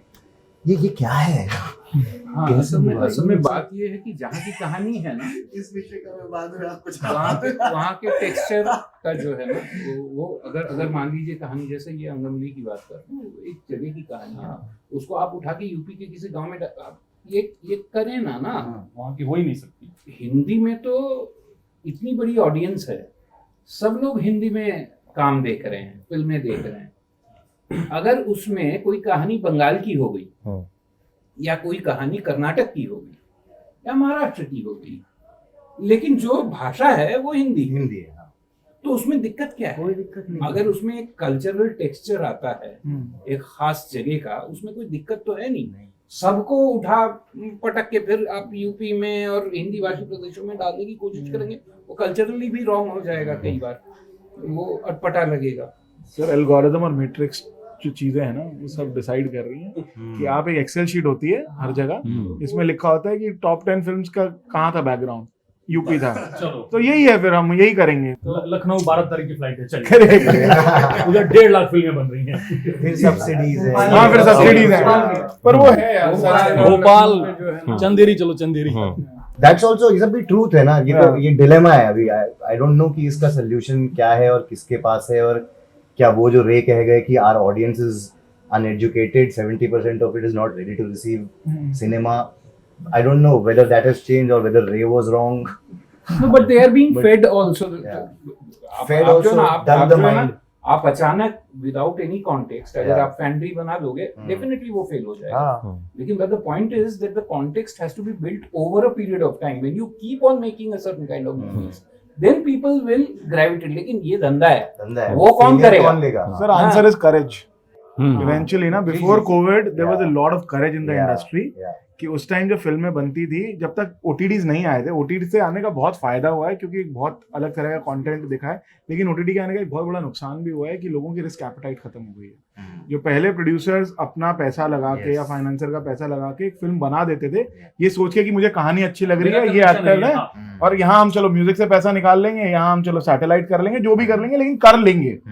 तो आप ऑलमोस्ट हॉर्स बेटिंग है ना, कि आप लगा रहे हो और आप देख रहे हो कि अब हम तो, ये तो सिर्फ जुआरियों का ही गेम है जो हम जिस गेम में हैं। के बारे में एक बात सुनी है, तो आप कंफर्म कर पाएंगे या पता नहीं कर पाऊंगा, नहीं, पर बताइए। ये सच है कि OTTs are now insisting that if you have made a film, and which is not originally produced by them, but you want to sell the film to them, then you will have to release it in cinema first. Yes.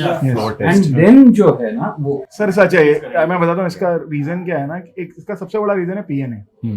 एक तो एक बड़ा reason है PNA, दूसरा reason है कि बहुत बार इन्होंने बहुत उंगलियां जलाई हैं, बहुत लोगों की नौकरियां गई हैं। पीएनए मतलब प्रमोशन द मनी।